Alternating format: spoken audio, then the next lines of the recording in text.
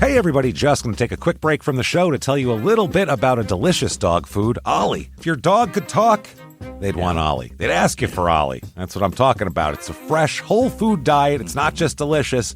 It can add like years to your puppy's life. Yeah. You want that good, healthy food that's more tail wagging. And this is real food. Like, this stuff looks good. I'd eat it. Yeah. That's how I was like, this looks pretty good. I might sit down with you on the floor and we could share. That is nice to be able to pop something down on the floor for him that looks like something that you'd put over rice or whatever and eat it yourself. That's what I mean. It looks great. All you need to do, you fill out their 30-second quiz that Ollie has for you. They create a customized meal plan based on your puppy's weight and activity level and health info in general there. You get expert recommendations. Dogs deserve the best, and that means fresh, healthy food. Head to ollie.com/STM. Tell them all about your dog and use code STM to get 60% off your welcome kit when you subscribe today. Plus, they offer a clean bowl guarantee on the first box. So if you're not completely satisfied, you'll get your money back. That's OLLIE.com/STM and enter code STM to get 60% off your first box. Now back to the show. Audible ignites your next action-packed adventure with thrills of every kind on your command. Dive into The Silent Patient by Alex Michaelides, a psychological thriller that will keep you guessing until the very end. Masterfully narrated by Jack Hawkins and Louise Brealey. From electrifying suspense and daring quests to spine-tingling horror and romance in far-off realms, unleash your adventurous side with gripping titles. Discover exclusive Audible originals, hotly anticipated new releases, and must-listen bestsellers that hook you from the first minute. Because Audible knows there's no greater thrill than the one that speaks to you. Discover what lies beyond the edge of your seat. Start your free 30-day trial at audible.com/WonderyPod. That's audible.com/WonderyPod. Hi, this is Steve Buscemi, the actor. Well, now I'm an actor and podcast host. From Piece of Work Entertainment and Campside Media in association with Olive Productions comes Big Time, an Apple original podcast. Each episode follows the story of one misfit with big dreams who isn't afraid to bend a few rules or take a shortcut to get there. Well, who steals bees? I was duped. I shoot you in the leg. This is Big Time. Follow and listen on Apple Podcasts. This week, in Kirkland, Washington, what seems like one horrifying but simple murder quickly turns into a serial killer stalking the area and escalating his horrible acts to a Ted Bundy level of brutality. Welcome to Small Town Murder.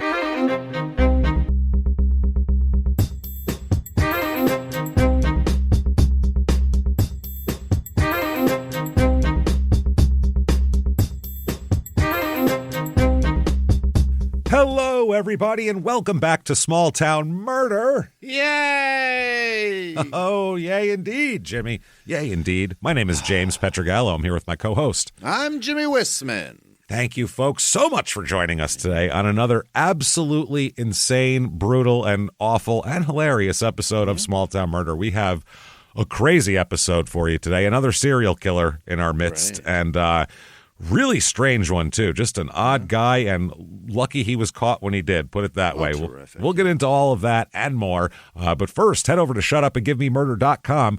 Get your tickets not only for regular live shows, which in May we're in Chicago at the Riviera. Get your tickets right now. St. Louis is sold out in May. Also, the virtual live show, April the 19th. It's the 420 virtual live show. Yes. Takes place Saturday, April 19th. And you can buy it, watch it, do whatever you want with it for 2 weeks after that. So you can watch it over and over, do anything you want anywhere in the world. Right. With internet, you can watch this just like a regular live show, except you're wherever the hell you want to be. Wherever that is. We're going to have the screen, the pictures, the costumes. I'm going to force Jimmy to smoke at a crazy contraptions. Great. Going to be a wild time. Can't wait for that. And like I said, get your tickets also for the rest of the year because they are going fast and a lot of the dates are sold out like after the summer. So get those right now. Shutupandgivememurder.com. Also, listen to our other two shows, which are Crime in Sports, which if you haven't heard, if you haven't listened to, you don't have to like sports, especially what we're doing now. It's like a 10-parter on Evel Knievel. So you don't need to like sports. You just need to like crazy people who do insane things. Who doesn't? And want to hear us make fun of them. So definitely check that out. And also Your Stupid Opinions, which is absolutely hilarious, where we go over 1-star reviews and things like that from all over the internet. And then if that's not enough, you need Patreon. There you go. Patreon.com/crime in sports is where you get all of the bonus material. Anybody $5 a month or above, you're going to get tons of stuff. First of all, you're going to get hundreds of episodes that you've never heard before immediately upon subscription of bonus stuff. And then you get new stuff every other week. One crime in sports, one small town murder, and you get it all. This week, we're going to talk about, for crime in sports, some cheating scandals and things like that. One really is the highlight, though. The Spanish Paralympic team, who had no actual disabled members. Bad news there. Good news, they did win the gold. So, I mean, that's great. Pretty impressive. Good job, guys. And then for Small Town Murder, we're going to talk about American Nightmare. It's a documentary on Netflix, and I read the whole book that goes with it, too. Long book, and it's the craziest story I've ever heard in my life, honestly. It's insane. Edge of your seat. You think it's a Sherry Papini fake kidnapping situation, then you don't, and then you do again. It's the craziest thing you ever want to hear. It's the deepest creek you've ever been in. It's so wild, man. We'll get into all that. Patreon.com/crime in sports, and you get a shout out at the end of the regular show as well. That said, disclaimer time is a comedy show, everybody. We are comedians. Now, that doesn't mean anything in this show is not real. Every last little detail is real. Nothing's embellished for comic effect or any garbage like that. This is meticulously researched stuff, and we're going to find places for some humor. Now, for sure. You might go, how does that happen? Very easily. There's a lot of dumb things to make fun of in this. Here's what we don't do, though. We don't make fun of the victims or the victims' families. Well, why is that, James? Because we're assholes. But we're not scumbags. See how that goes? That's how it works. But otherwise, there's plenty to make fun of. First of all, someone go, I think I can get away with murder. This seems pretty easy. When you have no experience doing that, probably a bad idea. That right there is going to get made fun of, and a whole lot of other things like that. But if you think that true crime and comedy should never, ever go together, then maybe we're not for you, but maybe we are. You should check it out. I think we're for everybody. Give it a try. We're for the children, damn it. Small Town Murder's for the children. No, it's not. The children. It's one thing it's not for is the children, but it's to protect the children. It's to protect the children. Yeah, there you go. But for the rest of you, though, that want to hear a crazy story and want to hear some wild stuff, I think it's time to sit back, here we go, clear the lungs here, and let's all shout, shut up and give me murder. Let's do this, everybody. Okay. Let's go on a trip, shall we? Let's do it. We are going all the way to Washington State this week. Okay. Heading out to the West Coast. We're going to Kirkland, Washington. Nice. Which is a little bigger town than we usually cover, but still a burb. You know what I mean? It's a suburb. It's so, Walmart, well, we'll talk about that actually. Oh shit! It's swinging it's in. Smack. Yeah, I was going to say. I was wondering if you were going to bring that up or not. It was one thing I was like, he'll probably bring up the Walmart brand, or not Walmart, Costco. Costco's Kirkland. Is it? Yeah. No. We'll talk about it. This is in Western Washington, and it's about 20 minutes to Seattle, so suburb outside of Seattle, about an hour and 40 minutes to Everson, Washington, which was our last episode there. It was an express episode called Ghost Hunter, where a woman said that she thought her boyfriend was a ghost, so she shot him, which is, likely excuse, obviously, because I shoot at ghosts when I see them. Right. That's what I would do right away. This is in King County, area code 425. The motto here, they're really sucking on Seattle's teat here, the gateway to Seattle. So sure, come through here. Now, there's got to be a door there somewhere. Has to be. History, a little bit of history. In 1886, a guy named Peter Kirk, where the Kirkland came from, was a British-born businessman who wanted to expand his company's or his family's steel production company and wanted to go to Washington and do that because he heard iron deposits had been discovered in the Cascade Mountains. Yeah. So under this Kirkland Land and Development Company, he purchased thousands of acres of land in what's now downtown Kirkland. But this was in 1888 when it was just nothing. So they started the construction of a new steel mill, and he was telling everyone that this was going to be the, quote, Pittsburgh of the West. Yeah. Yeah, didn't quite happen. And the company ended up amounting to nothing, and another steel company opened up and took all of what they wanted. Oh, whoops. So totally over. But he did get the town named after him, so there is that. That's helpful. Now, Costco previously had its headquarters in Kirkland. Oh. Headquarters are in a different place, but they kept the namesake of the Kirkland signature store brand. That's because that's where they were based out of. That's the only reason why. Yeah, well, you got to keep the name because otherwise people won't know that it's There you the go. same What the hell shit. is that? Yeah, Walmart's got great value stuff.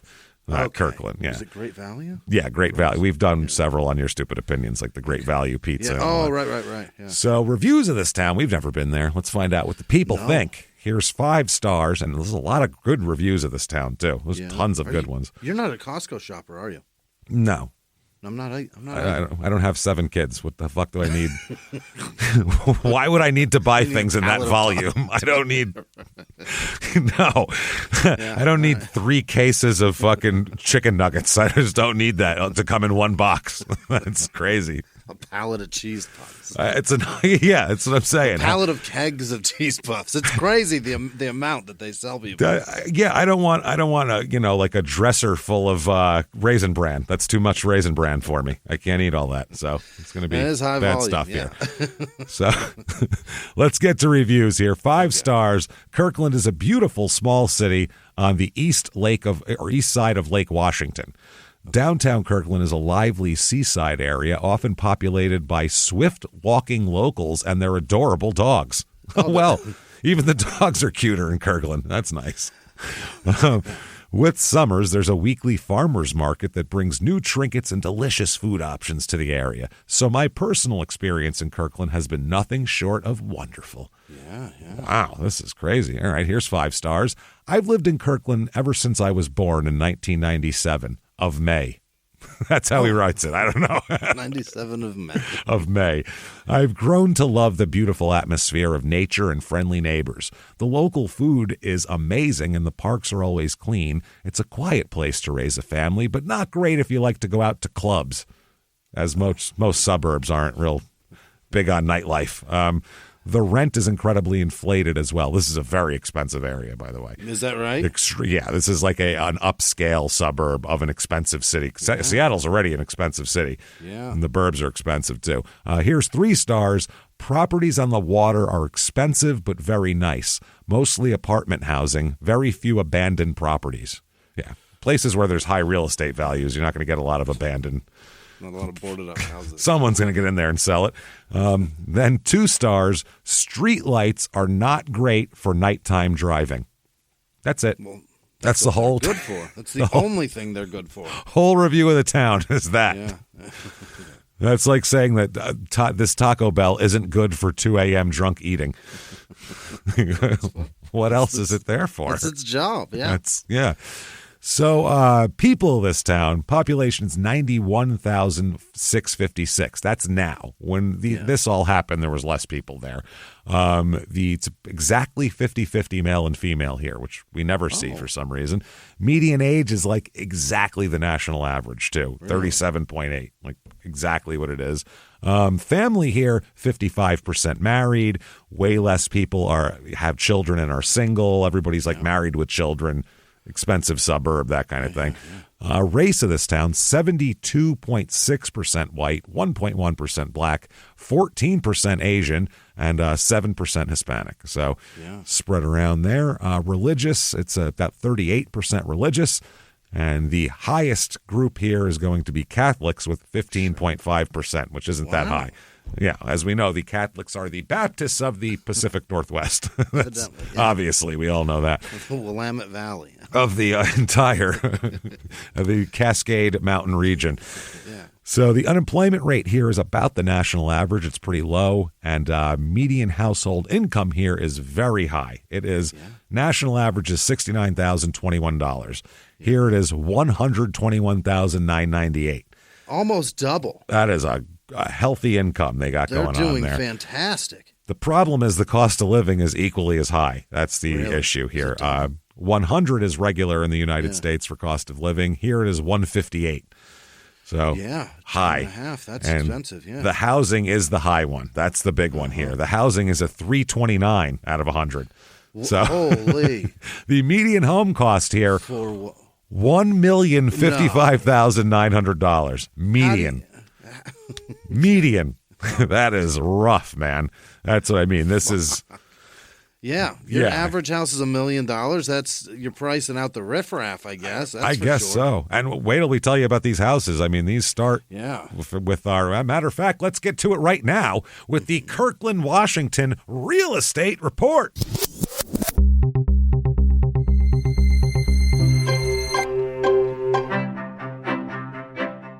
The average 2-bedroom rental here goes for $2,680, which is almost like Manhattan prices. That's a lot. That's crazy. It's over twice what the average Wow. is. Yeah, that's insane. Here is a 6-bedroom, 3-bath. Yeah. Sounds like they made a couple of big bedrooms into 2 smaller bedrooms type of Or thing. somebody had some extra kids and just added some bedrooms. That's possible They here. don't get to shit anywhere. Out in the hallway. Line up out in the hallway. As long as there's a master bath, we don't care what you two do out there. You kids do. 3,059 square feet. It just looks like a basic house. It's like a raised ranch looking house. It's not like anything spectacular. Nothing wonderful. You can't even really tell what the inside looks like because it's all photoshopped to like be staged, basically. So that's weird. It is $1,775,000. Bottom rung home. No land either. This is on a little lot of a house. I Yeah. mean, there's no acre of woods or something. None of that shit. Next up, 4-bedroom, 4-bath, T-bowl for each and every B-hole. 3,520 square feet. This is on 0.32 acres. So third of an acre. It is it's a fancy log cabin. Yeah. It's got nice windows and it's 3,000 square feet of this fucking yeah. thing, though. A rich person's log cabin is what it is. A rich person pretending to be a woodsman over here. Yeah. You're a real Abe Lincoln. Look at you over there. $2,800,000 for this. It's fucking crazy. You got no land. You got I don't even know what to do here. $2 million. Next up, 3-bedroom, 5-bath. So T-bowl for everybody's B-hole. 3,990 square feet. This is almost 4,000 on 0.69 acres. This is on the water. Yeah. Okay. Another kind How of many acres? 0.69. Okay. Not a lot. It's No on acres. Lake Washington. It says spectacular Kirkland Gold Coast waterfront on coveted Lake Ave West. It looks like a small a hunting lodge that's fancy, like a fancy lodge. $12,950,000. $13 million. Your ass, $13 million. Wow. You got to be out of your fucking mind. That's crazy. Things to do here. Let's do this. Kirkland Uncorked. Let's get into it. Wine time, yeah. Where wine meets street fair fun. Fuck yeah, where drinking in the streets happens. That's what that is. It's like good it's fascinating that Costco uses Kirkland as their brand, and it's it's store brand, so it's like the lower rung, but they are treating Kirkland like it's coveted. $13 million for a house there. It's expensive. You tell me Kirkland wine in the street, I'm like, I know the people that are going to that. Yeah, no. You would think so, but no. It's great. It's what's wild about it. Yeah, you would imagine it would be like It's opposite. this is not, It'd be guys in cut off sweatpants. with 6 kids traveling behind them, just standing in the TV section while their wife shops for fucking clothes that are for some reason in the middle of the store next to dry goods. I don't know why. Calvin Klein's that wouldn't sell elsewhere. And Yeah. she's dragging that fucking cart, that wagon, that foldable wagon. They have Adidas sweatsuits. Do you want? Should I You get want just one? the pants, or do you want the matching set? It's only $38 for both. Costco's fine. I mean, I've gone there in Arizona. $38.40. It's like a weird number, too. In Arizona, we went there at some point. I have a problem with Costco because of the receipt checking thing that I've ranted and raved about the whole time. So they can go fuck their mothers all together. So this festival is split into 2 parts, a 21-plus tasting garden and an all-ages street fair. Yeah. All ages, so you can wander out drunk from the garden into where the kids are. The tasting garden, this seems like where the fun is, features wine tasting, live music, and a Saturday food truck feast. Sure. The street fair features artisan booths and crafts. So nothing, just walking around, ticking off. A band called The Chancellors will be there. Yeah. That's good. That sounds okay. And then soon as they wrap up, they clean up all their instruments, get the drum set off the stage, and then there's a dog model contest, which is awesome. I'll stay away. Yeah, wiggle his hips. Yeah, I'm going to stay away. I don't want him to just, I don't want Oscar to make them all feel bad, so they can all kiss my ass. Bunch of male dogs walking around with their dicks out. With their dicks out, rockets, balls clipped. The whores are just oh, look at them. The These bitches are everywhere. So there's also a Harvest Festival. And it says, save the date for Kirkland's 4th annual Harvest Festival. And it takes place at a beach. It features food trucks. We got live music by Roman, Roemen, Roman. And yeah, they're really in favor of Roe versus Wade. They're really the Romen, yeah. And the Whereabouts, the Roman and the Whereabouts. That's a band, and also a band called 24 Madison. All right, don't get your dress out, guys. that's where we'll be practicing if you need to find us later. And activities for children at the Kids Corral. Yeah. With 2 Ks. It's a kid and then corral with a K. Luckily, it's not like could have been a lot with the Kirkland Kids Corral. Could have gotten real ugly real fast. So I'm glad there. There's also a cornhole tournament, of course. Sure. Register your team at, you go to kirklandparks.net and you search cornhole, it says. Just pop cornhole in your query search there and see what happens, everybody. Throw cornhole in your search engine. I love that so much. Do it with your pants off. You're going to need it. You are going to need it for sure. Holy shit. Crime rate in this town, what we're interested in here, property crime. Now, this is a very expensive area, so I would assume 0. It should be low, but that's kind of where the riffraff goes to steal shit too. But like, I would assume in like a neighborhood like that. Like, remember when we went to do some shit in L.A. and we went and found OJ's house? Yeah. And we were driving around Brentwood. At every turn we made, you just expected 3 cops to pull up on us and tell us to get the fuck out of there because we're scumbags and don't belong here, right? Yeah. That's what I picture this area would be like. Hey, scum, you don't belong here. You're not wealthy. Get out of here. In a 2012 Honda Civic that screeches when you shift gears. This was in your Jeep. This was in your Jeep. Was it in my Jeep? It was in your Jeep, which kind of made us look worse. It made us look like... Somehow it made us look worse. I don't know how. That was after you upgraded to the Jeep. That's there. Right. But yeah, just about average on property crime. So that's odd. And then violent crime, murder, rape, robbery, and of course assault, the Mount Rushmore of crime. That's low. So that is 1/3 of the national average. So 2/3 under it. Very, very low there. That said, let's talk about some horrible murder, shall we? Yeah. All right, we're going to jump right in and jump in hot here. Let's go to June 23rd, 1990. Yeah. And let's meet Jimmy. Neither of us. Jimmy, he's a Mickey D's employee who's at work at 5 o'clock in the morning. So, oh, God, the poor bastard. Jimmy's not having a great run in life here at this point in time. He woke up early for this shit. Oh, man, imagine getting up at 4 to make the fries. Like, that sounds... The horrifying. Fries, James, you're making hash browns and shitty eggs. Ugh, bad eggs. So here's Jimmy. Here he is. Yeah. He's coming out. He's got a heavy, he's going out to the dumpster, taking out, I guess, last night's trash or whatever, which, God, fucking overnight McDonald's trash. This guy's, it's leaking everywhere. Yeah. Oh, nasty. Those dumpsters smell so bad. Oh, they're so disgusting. They're so disgusting. There, yeah. Nothing smells worse for some reason than a Chinese food place dumpster. Yeah.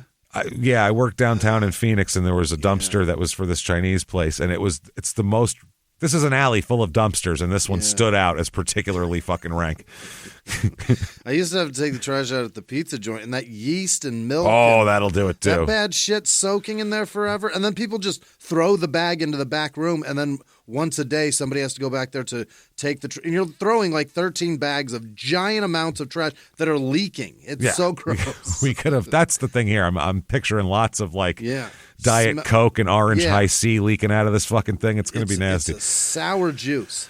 So he gets to the back door, and he gets out of the back door. He's got like a gurney thing that he's taking it out on, like multiple garbage things, and he's heading out toward the dumpster, which those dumpsters are kind of in the middle of the parking lot because they share a little dumpster bay with the Black Angus restaurant that's also right there. Okay. So that's what's going on here. So he's walking, and it's very early in the morning, and can't really see very much going on. And he does see something kind of laying in the parking lot between him and the dumpster. So he sees that. He's like, "What's that?" It looked like a long, white and long and twisted like a tree branch is the way he thought it looked like. So he's like, "What the hell is that there?" Not a lot of white tree branches unless it's like kind of birch tree or something. So they were like, "What is this?" They didn't know if it was like, he said, didn't know if it was something from like that fell out of Black Angus's trash cans or it's like, I don't know what Black Angus does over there. I don't know what the hell kind of shit they throw out. Sure. So it's very odd. So he's looking, he's like, what the fuck? He stops for a minute, and then he thought, oh no, is this some kind of animal or some shit? I don't want to get close to it. If it's some wounded animal, it's going to bite me. My life sucks already. I'm taking McDonald's garbage out at 5 o'clock in the morning. I don't need to get bitten by a rabid raccoon now too on the way to do it. So he goes a little bit closer, and he thinks it's a mannequin. They always say that. God damn it. It looks like a mannequin. It's never been a mannequin ever. In one of our Facebook groups there, I noticed somebody put, I hear that it's never a mannequin, and then posted a picture and put, I was walking one day, it actually was a mannequin. And she had a whole story about how she was walking, assumed it was a dead body because she listens to this show. Right. And it was a mannequin. So that's pretty fun. Saw it and walked closer? Yeah, because he was like, "What is it?" He's got to go to the dumpster. It's McDonald's, man. Yeah. You want that? You want that big payday? You got to go to the dumpster. You saw a mannequin. Yeah. I thought it was a mannequin. Then you're like, "Well, it's never a mannequin. I'm gonna go look. I'm gonna investigate closer and then look closer." And that's one of the other things we said is keep walking. You think you see a mannequin, you didn't. I'd call 911 and say it's never a mannequin. Go get it. Just I don't know. It could be a mannequin. Clean it up. But he's looking and he goes, it looks real. It just looks really real, and like, no clothes on this mannequin. Just looks like it's laying there. Yeah. Then it's got to be a person. It can't be a mannequin. He's like, processing all this and going, what the fuck is it? Some drunk over here felt like a homeless person fell down. What's going on? But the way this form was twisted, unnatural. Yeah. Was very unnatural. Yeah. So he looked closer. And then said something, took off, ran back in the McDonald's. And so he later on, a police officer would say he sees something really strange, and it's the body of a woman. Oh, boy. And so he rushed in, called 911. Police arrive at the scene, and they find a young woman dead. Yeah. And they're looking at her. She's got no visible gunshot wounds or stab wounds or anything like that. So that's interesting. It's a naked dead lady. Naked dead lady in the McDonald's Black Angus parking lot there. And the odd thing is her body has been posed.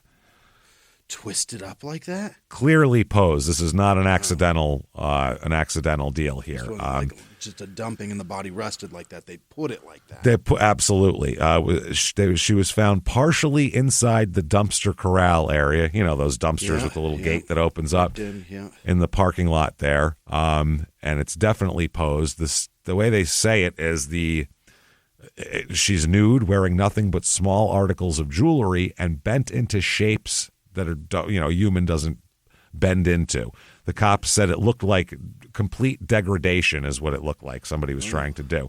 This is from Dr. Robert Keppel, who is John Douglas's partner in the profiling and all that. Yeah, wrote a million books and all that kind of thing from the FBI.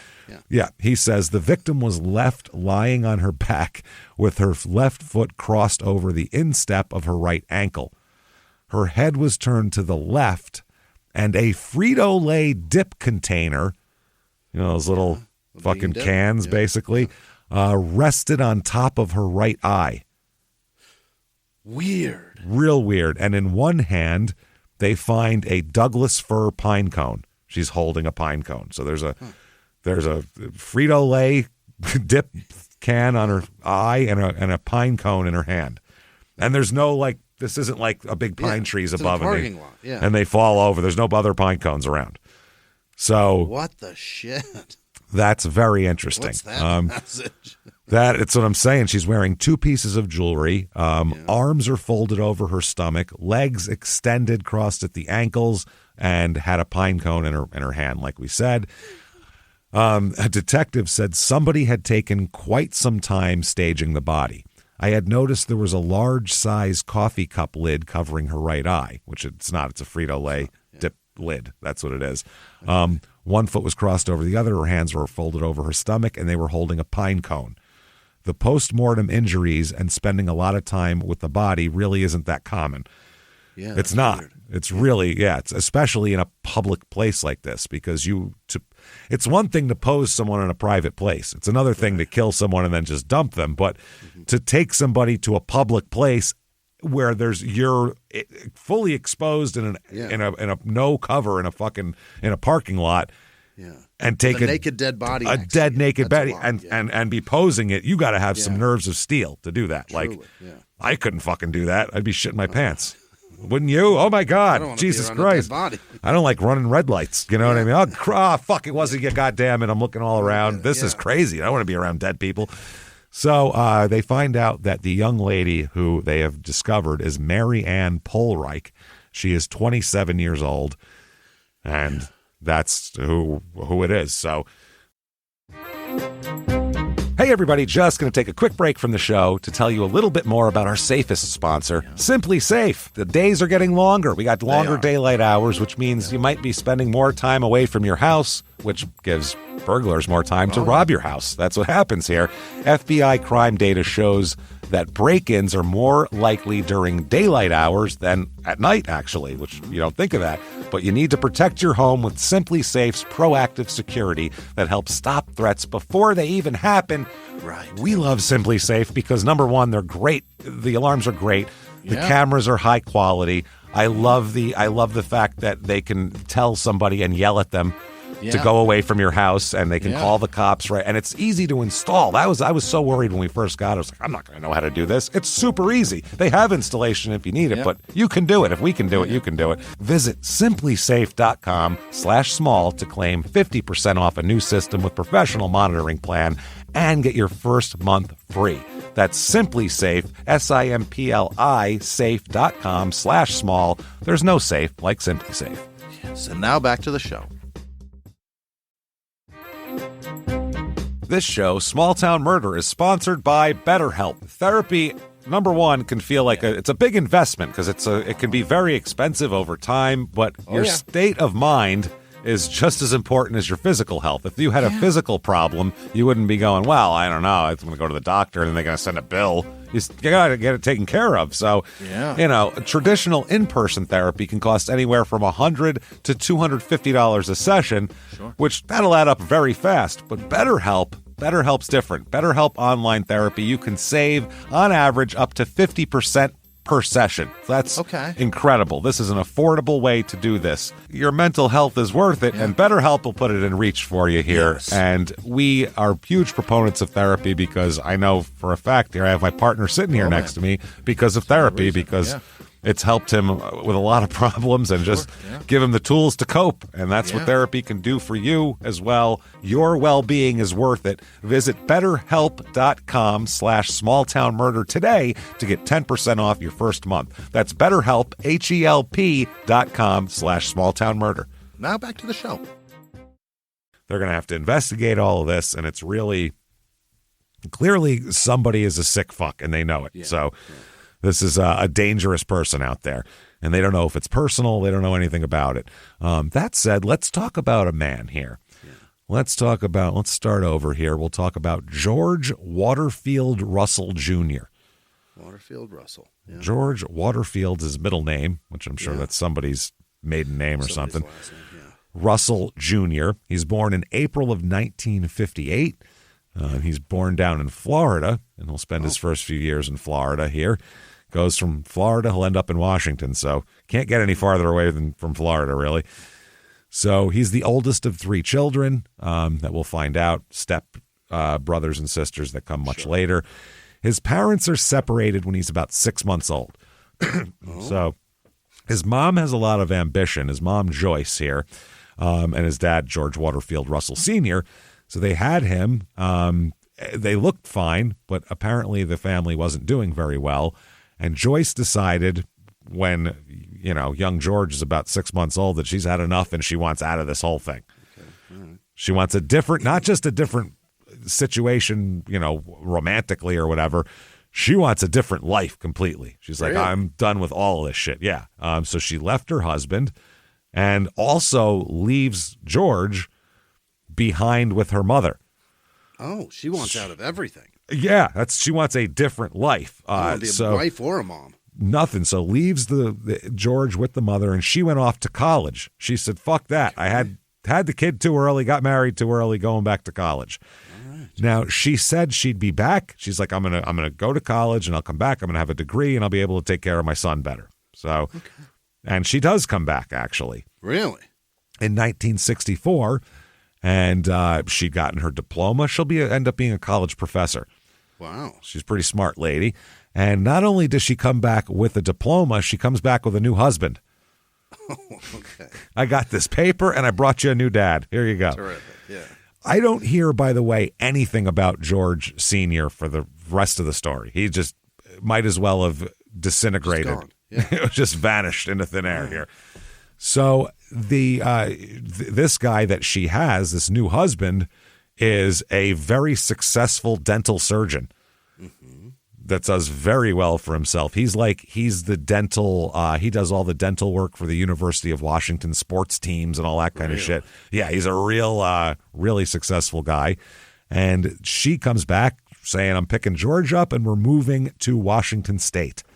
Okay. We're moving to somewhere very, very wealthy also and ritzy here, and not Kirkland, somewhere much ritzier than that. What? So, the problem here is George is never, ever going to feel like he's a part of this family ever, which from somebody who has done that, I get it. But a lot of that, looking back on it as an adult now, is part you, too.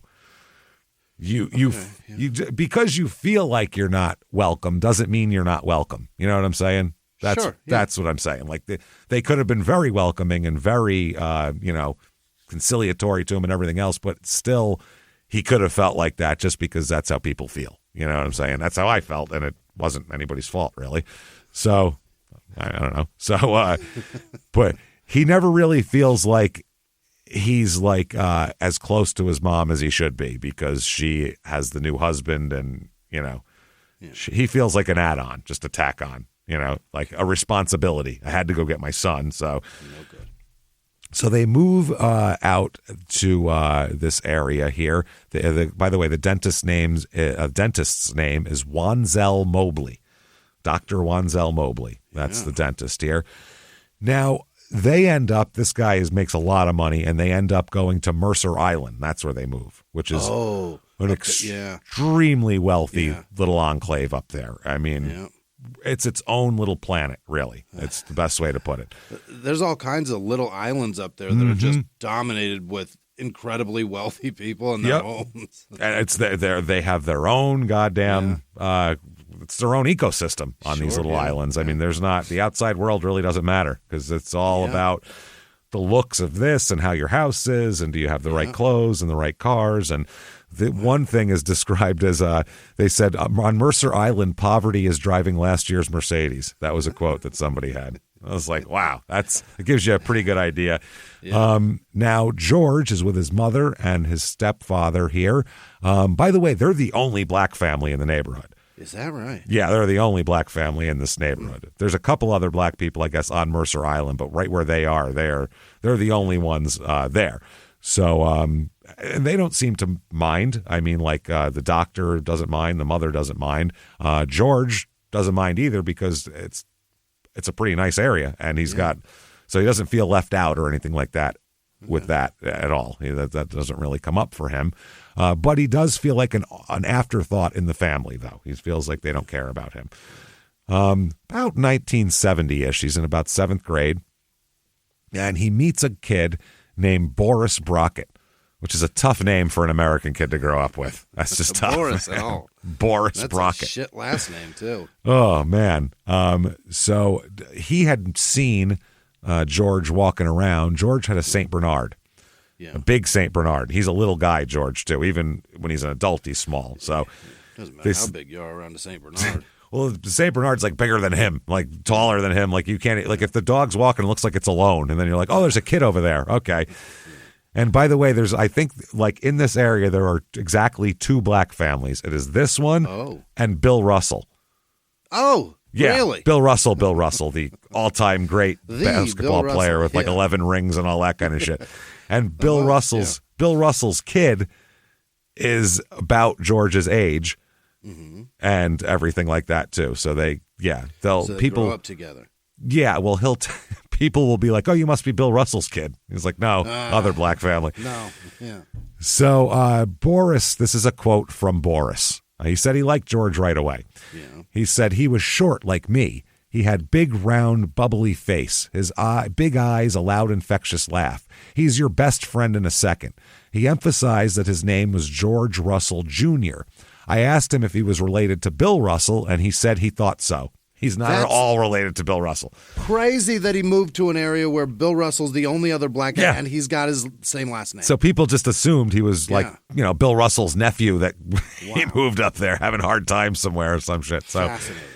he said, yes. He said, I got the idea he didn't want to get too personal. He said, my mother took one look at George and said, watch out for that boy. He's trouble. Yeah. But after she got to know George, she was totally charmed. He was polite, respectful. Even as a little kid, he had this uncanny ability to make you like him. An easy style, warm, very Southern.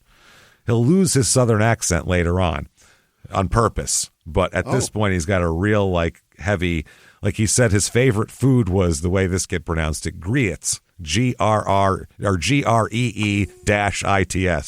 Grits. Yeah. I'm not saying that in a Southern accent. I'm saying it like he's saying it. And he called me Boris. Oh. Yeah. So he said, when I asked him what part of the South he was from, he shrugged. I don't know. Florida or something. The fuck are you talking about? How do you not know? Around. I don't know. He finally said he was from Maryland. Not true. It's not true at all. I thought grits must be fish eggs. He didn't realize that meant grits. He couldn't put that together. He didn't know what that was. So he said on his second visit to George's house, little Boris met his mother, Joyce, and he said he had difficulty finding the right word to describe Joyce.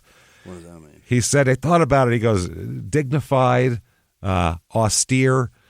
These aren't warm, motherly words, really, that you want to hear. Kind, nice things. Dignified is good, yeah. Dignified's fine, but I don't care if my mom is dignified. I just want her to be nice to me. You know what I mean? And austere. That's not a great. Know what that means. That's if you're slashing budgets, you're being austere. You know what I mean? That's like she's very, I guess, sleek and streamlined. Militant. Yeah. Before he finally said, I think I found the right word, ominous. Again. That's real bad. Doesn't sound. I know that word. Real motherly. Yeah. Austere and ominous don't sound like warm traits that much. So Boris went on to say she was small, like George, slender, short black hair, nice face, looked like Coretta Scott King. Okay. Nice, yeah. It's like, I know one other black lady who exists. I think it's that one. She had a thin voice, not threatening or overbearing, sounded a little British. She's not at all British. She's Southern, but she went to school, and they very much want to speak in a certain way in this area to be accepted. They're both highly educated. One's a doctor, one's a professor. So she's exuding. She's exuding that. Yeah. She had a thin voice, not threatening, sounded a little British. George said she taught school English, drama, black history, stuff like that. He said, quote, tell you one thing, she didn't make you feel overly welcome. Oh. Her look kept you quiet, he said. Her look kept you quiet. You didn't hear her talk about grits. George was kind of subdued around her, and so was I. She scared me. She ... scared me, the kid said. Yeah. But don't forget, we were trying to slam dunk our socks in her living room. That's the other thing, too. He talks about this game they played where they would, over the curtain rod, they would play basketball with these socks and fuck up the curtains and fuck up the curtain rods. And, they played mostly at his house because shit would get broken. And then they'd go to George's and he didn't want to play. And now he understood why, because he was afraid of his mother. Yeah. So when Boris asked George why he was a Russell and his mother was a Mobley, Right. What the fuck? he's like, I don't understand that, because it's like 1970 and he doesn't really, and with all these rich people, there's probably not a ton of divorces, you know? Probably, yeah. So he explained in a few words that his natural father lived back east. The man George now called Dad was his mother's second husband, the dentist. So Boris attempted to ask another personal question, and he said, George just turned away and stopped talking and then never invited me over again. He just quit talking. You're too close. He's like, can't do it. So George has some arm's length shit that's going on here that's a little bit weird. I guess his family would cause that, I suppose. So he gets into some trouble here right away. Yeah. And a lot of times, too, if you're new and you're trying to make friends, you might get into trouble, try to show off. And, you know, and kids having balls as currency as a kid. Truth, yeah. You know, like, especially with, I don't know how it is with girls. I don't think it's the same. I don't think girls are like, that bitch is crazy. She's awesome. Whereas guys are like, that motherfucker's crazy. He's the coolest. You know what I mean? I do think that that is something with girls, though, of like braver. I don't know that. Yeah. She's the one that'll take us out and be the crazy one. There's that, but there's something to with boys. It's like if you'll do something that defies authority. Yeah. That's cool to all your, you know what I mean? Like, oh, man, I wish I would do that. Whereas I don't know if girls are quite the same. They don't have the same weird drive that boys do to be assholes here. So he has a little bit of a problem. Him and two other kids from the 7th grade, they snuck in to a beautiful waterfront home. Oh. They crept in. Do you know what these awful kids did in here? What did they do? They made toast. Oh, really? That's all. Then they left. We've snuck in, made toast, and left? And left. Somebody was out of bread, I suppose. I don't know what happened, but wow. But they didn't steal anything. They just except for toast. I mean, real dangerous cut-ups, these kids. That's what I mean. They ended up Boris and two other kids, not George, just two other kids, stole several electric guitars from a music store called Music West. Yeah. And took them all to their fort. All these kids have tons of forts, by the way. There's a bunch of woods, and everybody's building forts. Everybody in the woods, they do that. Kids in the city are jealous of that. It's fucking magical shit. Fuck. Yeah, forts. But George takes it to another level. He's got several forts. He's got underground tunnels that he made. He's like the Viet Cong. This fucking guy out there. It's crazy. He's tunneling. It's tunneling. Yeah. Yeah. So Boris was excited to tell George, dude, I fucking scored all these guitars. You do bad shit with me. But George wasn't impressed. No? Nah, he said, that was a bad move, Boris. Bad move, my friend. That's the quote from Boris. Bad move, Boris. Yeah. George said, what were you thinking, man? He said, what the fuck, bro? He's like, you can't be doing that. He said, Boris said, I don't know. And he said, maybe we can sell it to like rock bands. Uh-huh. And George said, who's going to buy hot guitars, man? Right. That's not going to work. You don't want that. Nobody wants that. So George said, man, you're crazy. And George went home. That evening, there's a knock on Boris's front door, and it's fucking a shitload of cops with a warrant for Boris's arrest. Oh, what'd Boris do?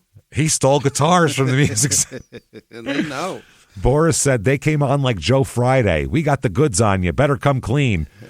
Yeah. They said it ended in a stern lecture. They had to return all the stuff, and they were 12, and 12-year-old rich kids, so they're not going to get in trouble.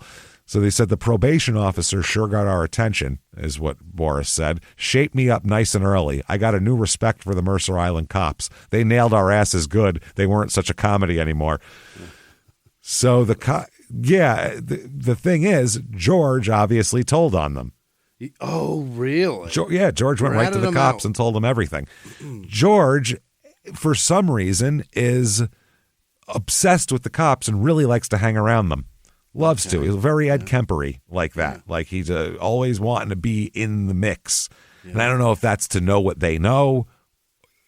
Or because he just loves the whole crime aspect. Yeah. It's fascinating to him. Absolutely. So they were impressed too. The cops were like, wow, thanks a lot, kid. That's great. You get 24 hours. We cleaned up a robbery. fucking awesome. Deal. Yeah. Hey, we even got all the guitars back. Like, accommodation for you. shit, man, this is awesome. A few days later, he gave them more information about some stolen bikes. Okay. So they were like, this kid's, got the goods. Yeah. Good. So they got a little informer. Yeah, they got, and more later, by the way, on his love of police and informing and being part of it all, because he has some ulterior motives, let's just say here to that. So the forts are a big deal, like I said, in the woods. All the boys have forts, some in trees, some hidden in the woods, some in long abandoned logger shacks and shelters and shit like that, because there's all sorts of cool places. So George took Boris to his fort. Like, let me show you my fort here. Yeah. And George, by the way, would like to try to he would make it a challenge for people, try to find my fort and then laugh at them when they couldn't, stuff like that. Oh. So it was well hidden in the woods above the old Islander Tavern. Behind that, concealed with blackberry bushes, vine maples, and a prickly aggravation called Devil's Club. That's from a book that we'll mention later on. George said that Boris would be his first and only visitor. He said, this fort was off limits to the world, quote unquote. That's what George said. This is my private area. So he's got that. He's got his own little lair. Now in school, he became a real loud, boisterous kid, very funny, kind of class clown kind of a kid. But very charming, too. Even the teachers liked him, even though he was a class clown. Really? Yeah. Very high IQ, very shitty grades. Way more concerned. Sounds like a comedian. Very smart guy, but not here. not here, not in this place. So he had this book says he had the vocabulary of an English teacher's son, because mom's an English teacher, but couldn't really make that into a coherent paper or a thought or a report or an essay. His teachers liked him, though, and Mercer Island also is a very good school system because it's very rich up there. 8th grade science teacher described him as, quote, bright but immature, small for his age, antsy, hyper all over the place. You couldn't get mad at him, though. He wasn't the least bit malicious. He kept us all laughing, but he just wasn't interested in schoolwork. He wanted to play. As long as I knew him, he was a playful little boy. Yeah. And the other thing is, he doesn't even hit 5 feet until high school. He's a tiny guy. Little guy. Smallest kid in the class always. Smallest boy, anyway. Familiar about it. Yep. And George, by the way, backed up the teacher's thoughts. He told his friend Boris, I only pay attention in classes I like. I don't need those goofy little art classes. I always feel like, let's speed this up. Not interested, which is exactly what I did in school. Really? Social studies, got 100. Yeah, but if you speed Math, art up, James, you 55. clay all over the fucking place. Art, didn't give 2 fucks about that. Don't care.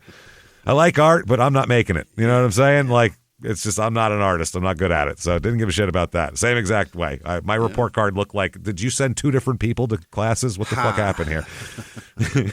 F, A, F, B plus, F. Okay, it makes no sense.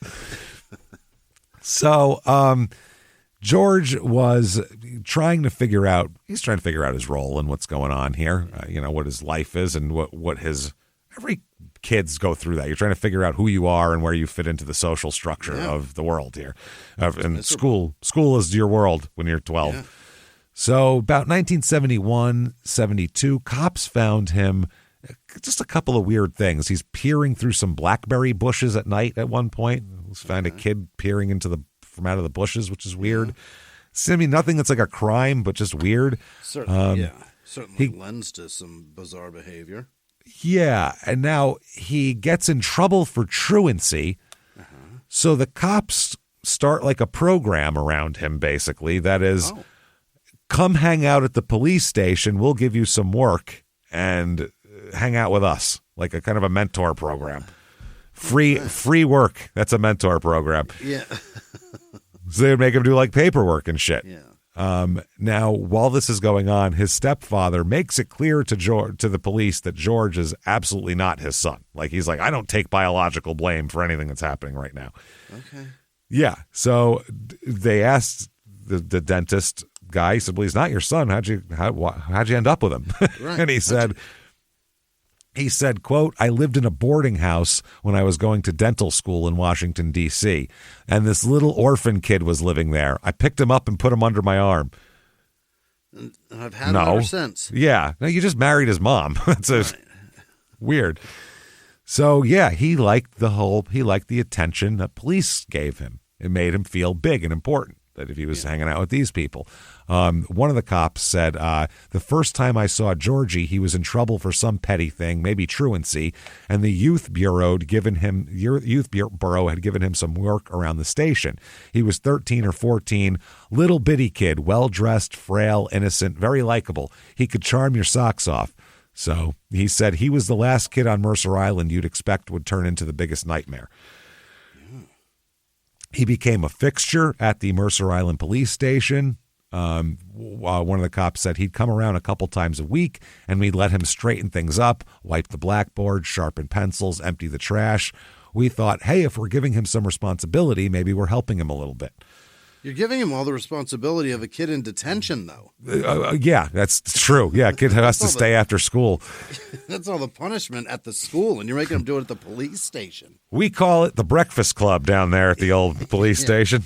So they gave him his own official cubby hole as well. Got his own cubby at the station, too. How about it? He was telling classmates then he wanted to be a policeman. Before that, he was saying he wanted to be a fighter pilot. Now he switched to a policeman. And one of the officers said it was the first time we ever took in a kid like that, but there was something different about him.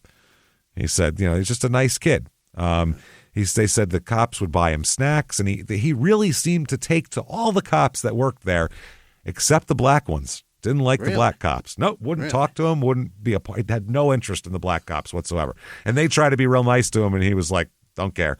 Fuck off. Yeah. I mean, Weird, the first black cop that I think I remember and was fucking Carl Winslow. I don't. Maybe it was the other Winslow in Police Academy that. Oh, you're talking about Michael Winslow. Yeah, you're talking about in movies. Yeah, at all. Really? I guess you grew up out there. That makes sense. All the cops are like cops that much. No, and all the cops in Arizona are like white guys from the Marines. They're like MPs that are now. Yeah, like square-headed dudes like that. Yeah, they're not. Dudes that were in the military, got it discharged, and they're like, now what? One of my dad's best friends from high school that lived across the street from us was a cop, and he was black, so I never. There was tons of black cops. I don't know. Yeah. Never thought twice about it. First black cop I saw was Hightower. That's fucking funny. So, yeah, he said that he didn't like the black cops, which is strange. Yeah. So after a few months, they said we'd talk one-on-one with him, and he'd listen to your troubles like you were the most important person in the world. Talking about the kid. You'd have to keep reminding yourself you were talking to a kid. Really? Yeah, they're like, yeah, my wife, man, I got to tell you, man, I'm having marriage problems. And he's like, lay it on me, brother. Let's hear you. Yeah. It's weird. I'll tell you about my hemorrhoids. Yeah, it was odd. They thought it was odd, too, that he would be basically making a bunch of cops into a substitute family for a kid that age who had a family. It just seemed odd. So a lot of them said that he didn't get very personal about his own stuff, and they thought maybe this cheerful exterior and all these jokes are a cover for some darker shit, like a comedian.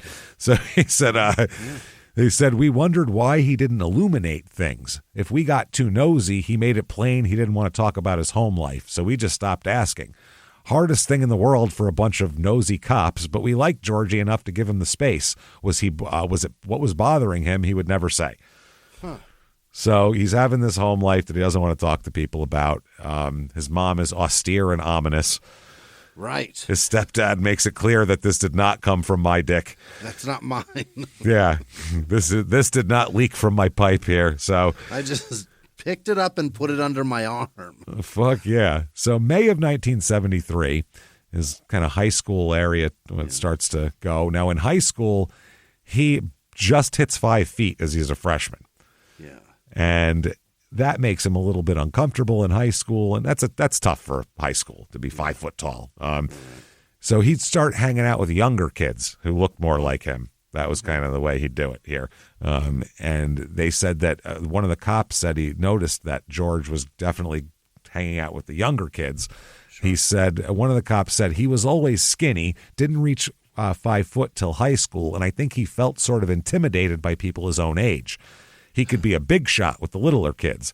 He craved that attention, people looking up to him. It was something he didn't seem to be getting anywhere else. Mm-hmm. Somebody get this kid to an open mic. I just have to say it. Honest to Christ. Either an open mic or a prison cell, one of the two, because those are He's your only damaged options. somehow. And Yeah. I bet it's funny. It's probably hilarious.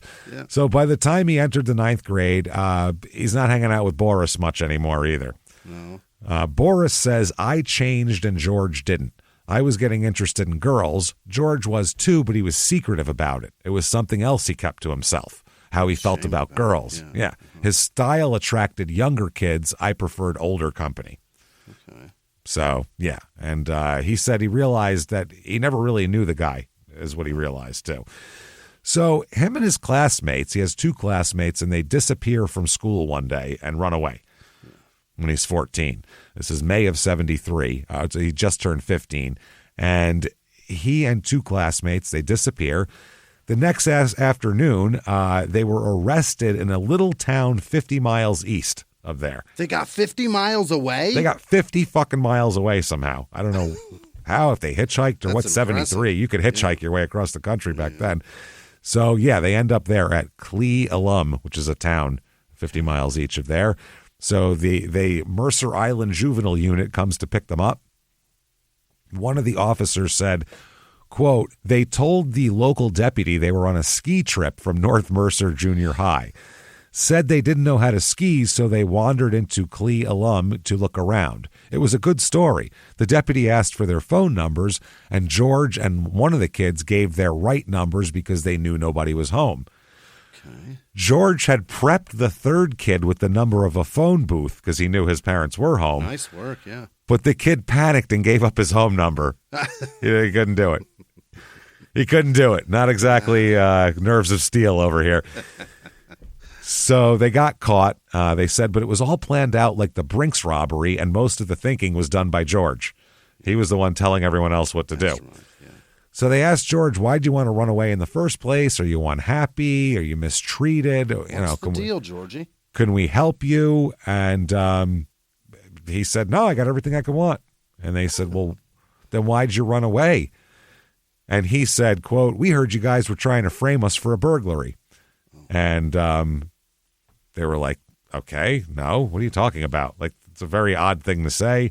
So they said, this is a pattern that forms, though. Whenever George gets into trouble, he blames someone else or claims it's all a big misunderstanding. That's how he goes. So they noticed that. It's just a repeated thing. He will not take responsibility. They could watch him do something, and he'll blame it on somebody else. Okay. I'm being framed. Why are you holding that? Yeah, yes, take it. It's very much like Ted Bundy getting caught with all that stuff in his car. And he's like, well, I mean, I have an ice pick for it's a common household item. Right, it is. And I have this tape because I have this, and I have this because I have that. Yes, I keep them all in a ski mask and some nylons because I put it on under my ski mask when I go. Yeah. Any of those items is fine, but when all of them are in one bag, it's an issue. That's when it becomes a problem. Hey, everybody, just going to take a quick break from the show to tell you a little bit more about our fashionable, stylish friends over at Quince. Spring's coming up. People want to travel. You've been in the house all winter. You want to get out. You want to do things. Vacation season's here. Road season for us is here, and we're going to treat ourselves to some of the little luxe upgrades that we deserve with Quince's high-quality travel essentials at a fair price, like lightweight shirts and shorts from $30, pants for any occasions, and comfortable lounge sets. Also, you can get premium luggage options and durable duffel bags to carry it all, and the best part, all Quince items are priced 50 to 80% less than similar brands. We like Quince a lot. I've ordered stuff. I have a leather jacket. I have sunglasses. Jimmy's got pants. Yeah. And I'm looking for more stuff because we got to travel. So they got great flannels, too. They do. And I do need travel stuff, too. So we need this for the road. Quince is going to help us out for the road. And for your next trip, treat yourself to the luxe upgrades you deserve from Quince. Go to quince.com/smalltownmurder for 365-day returns plus free shipping on your order. That's QUINCE.com/smalltownmurder to get free shipping and 365-day returns. Quince.com/smalltownmurder. Now back to the show. Hey, everybody, just going to take a quick break from the show and tell you a little bit about Life 360. And I know this is Jimmy's favorite thing in the world. I love it. Jimmy he's out there. His son is driving now. So, yeah, he goes through all the scenarios in his mind of where could he be, and he doesn't have to do that anymore. No. He just gets right on Life 360 and sees exactly what he's doing and what speed he's doing it at, as a matter of fact. It's great. Whether it's your spouse, your kids, your parents, even your friends, you love somebody, it means you're going to worry about them a lot. Sure, we all do it. Life 360 will address this anxiety with this location-sharing app that puts the real-time location of everyone you love right in the palm of your hand. And I'm telling you, I know you tell me all the time about how you're texting your son, he's not texting you back, you're calling him, you're like, I'll see where he is right now. I've seen you do it 30 times. And then you'll text him, I see you're on this road, and it makes you feel better. Get peace of mind in the palm of your hand with Life 360. Visit life360.com or download the app today and use code SmallTownMurder to get 15% off. That's life360.com, code SmallTownMurder. And now back to the show. Did you know that when your metabolism is working properly, you'll feel benefits in literally every aspect of your life? Now there's a groundbreaking tool that takes the guesswork out of metabolic health. Introducing Lumen, the world's first handheld metabolic coach. Because your metabolism is at the center of everything your body does, optimal metabolic health translates to a bunch of benefits, including easier weight management, improved energy levels, better fitness results, and better sleep. Lumen gives you recommendations to improve your metabolic health. It can also track your cycle as well as the onset of menopause and adjust your recommendations to keep your metabolism healthy through hormonal shifts, so you can keep up your energy and stave off cravings. The warmer months are coming. Spring back into your health and fitness. Go to lumen.me/Wondery to get 15% off your Lumen. That's lumen.me/Wondery for 15% off your purchase. Thank you, Lumen, for sponsoring this episode. He also likes guns here. So him and two of his friends took a bus to the gun exchange in Seattle to look at guns. Yeah. Then he leads them, his friends, I don't know how he knew about this, but he leads them to a porn movie house and snuck them in. So this is fucking amazing. Here's a friend of his talks about this, and he talks about this as like, a great day, his friend. He said, me and George and another guy like guns, so we all got scrubbed up and took a bus to the gun exchange in Seattle. Then he led us to a porny movie house. Porny. Porny, yeah. Never heard it put like that before. Pornish. Pornish. No, Pornie. Not even like with a Y, so it would be like corny and porny. No, porny. I've never heard of that before. Movie house called The Green Parrot. We went down the back alley and up the fire escape and into an empty building, then climbed through the rafters to a big cooling fan. They're fucking, oh my God. It's Die Hard going on here. Yeah. What the hell is Why are they crawling through? What are they doing? Crawling through vents. We skinnied through a ceiling hatch and dropped into the men's bathroom of the porny house. And that's how we snuck in? Yep. He said our clothes were smudged. We were a mess. But they got in to watch the movie. Yeah. We just walked out of the bathroom and right into the... Right on in. Yeah, like they'd been in there. Watch me, a porny. Yeah. So he goes on to say, the movie was about a hillbilly family. The man's getting a blowjob in a rocking chair. The woman says, why'd you go limp, Big Daddy? She looks up, says, Big Daddy's dead. What? She sucked him to death? Yeah. It was so corny we were laughing out loud. Yeah, she sucked him. That's a blowjob. Wow. Sucked the life out of a hillbilly as a blowjob. They showed a famous old short. A knock on the door. The guy says, pizza delivery. A woman answers, and he unzips his fly and says, here's your pepperoni. Oh, we loved it. We were laughing so hard, we got caught and had to run out the exit doors. Yeah.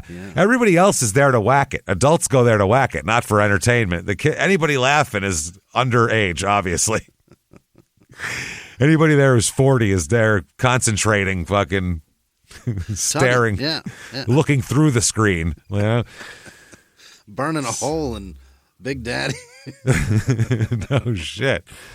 So he said that George went back a couple days later with a black kid from Mercer Island. They pulled the ceiling hatch and looked into the men's room, and there's a guy standing in one of the stalls.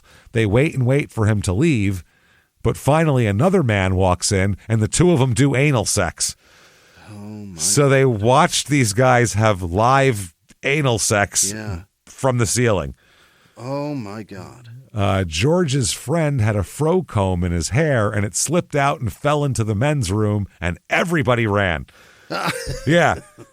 You heard like a cork popping, like a champagne bottle, as those two guys separated, and one guy ran one way, one guy ran the other. They went through the fucking rafters again. Or one ran and took the other guy with him. Yeah, either way. He said, it's a three-legged race now. He said, I always wondered how George learned about the green parrot. How did a 15-year-old kid even know about something like that? I asked, and he just kind of winked. Yeah, how would you know that? Yeah. That's so weird. So I wouldn't know. I didn't know where to watch it. I know those existed around, but I didn't know where to go to see not it. even where you live, too. No. Yeah. That's someone said, like, if you were growing up in Phoenix when you were 12 and someone said, there's a porn place in Tucson, you go, how the fuck do you know that? This is pre-internet. You go, get to Tucson. Yeah, how the hell are we supposed to get there? That's crazy. You want us to take a bus to Tucson and you know a place? So he earned some nicknames in school here. George? George. Apparently he's very agile. So they call him the Fly because he's little and agile. Yeah. They also call him Chicken George because that's not good, is it? No, but that's Chicken George was in a book. Right. What one? Yeah, I can't remember. One of the some book that I've forgotten because it was a school book. They made us read in school. Read it. Yeah. You make me read it. I fucking hate it. Yep, pretty much. They called him the Mouth because he talked a lot, and Leapin' George. Yeah, Leapin' George. So by the time he got into high school, that's what he is. He's the Fly and all that kind of shit. People called him Leapin' George after Leapin' Lee Winfield of the Seattle Supersonics. That's why they called him that. But they said that they also called him Chicken George or the Mouth because he chattered a lot, and he would always, when he's playing basketball, would always say he got fouled on every play. Oh, okay. So they said he was a game player, but it wasn't basketball. It was chess, backgammon, checkers, poker, things like that. Cerebral things. Yeah. Cerebral things. They said that he was so skilled that he would complain to friends that he had to play beneath his skill to get a game with these fucking people. Yeah, right. His friend Tom Hagar loved hanging out with him. He said, quote, he was so bright, so entertaining. He had an incredible memory. He wanted to be a writer and kept an ongoing list of our dead schoolmates. What? There's a whole, I'm not going to go through it because it's like 4 pages, but it's all of these kids have died from like weird accidents that happen to rich kids. You know what I mean? Like fucking skiing accidents and like kids killing themselves and horse collision and polo. Yeah. Tried to a dressage accident. You know how things go when you're rich. Yeah. Kids doing shit like that, crashing their parents' Porsches. One kid actually, this is a fucking thing that happened. He cranked up his parents' very expensive car, him and his girlfriend in it, popped Freebird on the 8-track, cranked it up, and ran into a wall as hard as they could and killed themselves. Oh, my, suicide. Suicide with Freebird fucking blaring through the 8-track. That's a crazy suicide. That's a wild suicide. That's what rich kids do to kill themselves. But it worked? Oh, yeah. No, they smashed the wall going 80 miles an hour and fucking back then, no airbags, just impaled themselves on the steering wheel. So he said he'd sit in his room and write out their stories, good stuff, publishable. He had stacks of yachting magazines, how to find the right sailboat, how to make your own, how to rig for storms, hurricanes, stuff on motorcycles, guns. We read spy magazines, went to spy movies. He said it's odd considering the way things turned out, but in our adolescence, we weren't big on girly magazines. We read them, but they weren't a special interest. Mainly we were dreamers. Anything was possible. We'd smoke a joint and ramble on. We'd get on our bikes and ride to Luther Burbank Park and talk about sailing around the world. George had maps of every ocean on his walls. He figured out the winds, how to cross the Indian Ocean, how to handle the currents at Tierra del Fuego. Wow. He said, we read popular science and decided we were going to build a submarine. We went down to my dock and got 2 plastic garbage cans with locking tops, made a seal, locked them, and put a hole in the top, screwed a hose in it, and then I said to George, we got to be crazy. And we both started laughing, and George said, this'll never work, and it didn't. 2 garbage cans they tried to make a submarine out of. It's not going to work. It's amazing that he has so many adult dreams. Very, yeah, 14 at this point. Wow. He's really smart. That's the thing. Yeah. He's got a really high IQ, but he doesn't translate that into anything that could be helpful for him at all. They said he wanted to be a detective, but we didn't buy the crime magazines. He was into CIA stuff where you nicked somebody with an umbrella tip and they died 3 weeks later. Ooh, James Bond shit. Poison. Spies. Spies, intrigue. He had secretive ways. He'd stand outside my room at night and flash his little light till I saw him. That was a way to get better than throwing little pebbles, I guess. Yeah, it's loud. He'd say things like, people in lighted houses can't see out their windows. That's important to remember. That's what he would tell his friend. I'd say, why is that important? And he'd just shrug and smile. Nothing seemed to bother him. He got along with everybody. He said, no, I take that back. George didn't like to be excluded from anything. If he got left off a team or didn't get invited to a party, he'd sulk. I always wondered, what the hell did George get left out of when he was a little boy in Maryland? What was it that made him this way? And I never found out. He got left out of his family. That's what he got left out of. Yeah. His mom. He already knows that if the light's on inside the room, anybody in the room can't see outside the window. Yeah, but you can see inside real Creepy. Good. Exactly. Creepy. Exactly. That's what I'm saying. He's thinking about shit that, it's one thing to have like I'm going to sail around the world fantasy or some shit like that, but to think that in depth about something like that at 14 is creepy. So, he gets into like smoking a little weed and partying a little bit, but nothing real big here. By like the fall of 73, he gets angry when people call him black. He doesn't like to be called black? It's not the term. Right. You could call him anything you want. You can call him black, call him African American, doesn't like it. Don't call me that. Right. One friend said as a kid, he never wanted to be referred to as black. You could get him hackled up real quick. He was visibly annoyed when a high school coach mentioned that Bill Russell Jr. was developing into a better basketball player than him. Gee, the son of a top 10 all-time player at the time, a top 2 all-time player in the history of the league is better than me. Weird. Is he 6'11" also? Because that would help. And he said that Buddha, that's what they called Bill Russell's kid, Buddha. Buddha's headed for the NBA and you're not. Gee, thanks. Okay, well. I wasn't planning on it. Yeah. George complained to his friends, why did he compare me to Buddha? Why not compare me to a white kid? Which he got a point. He did. Yeah. I mean, they classified it as that. So he also didn't like black women at all. Black girls at the time, no interest whatsoever. Only likes white girls at the time.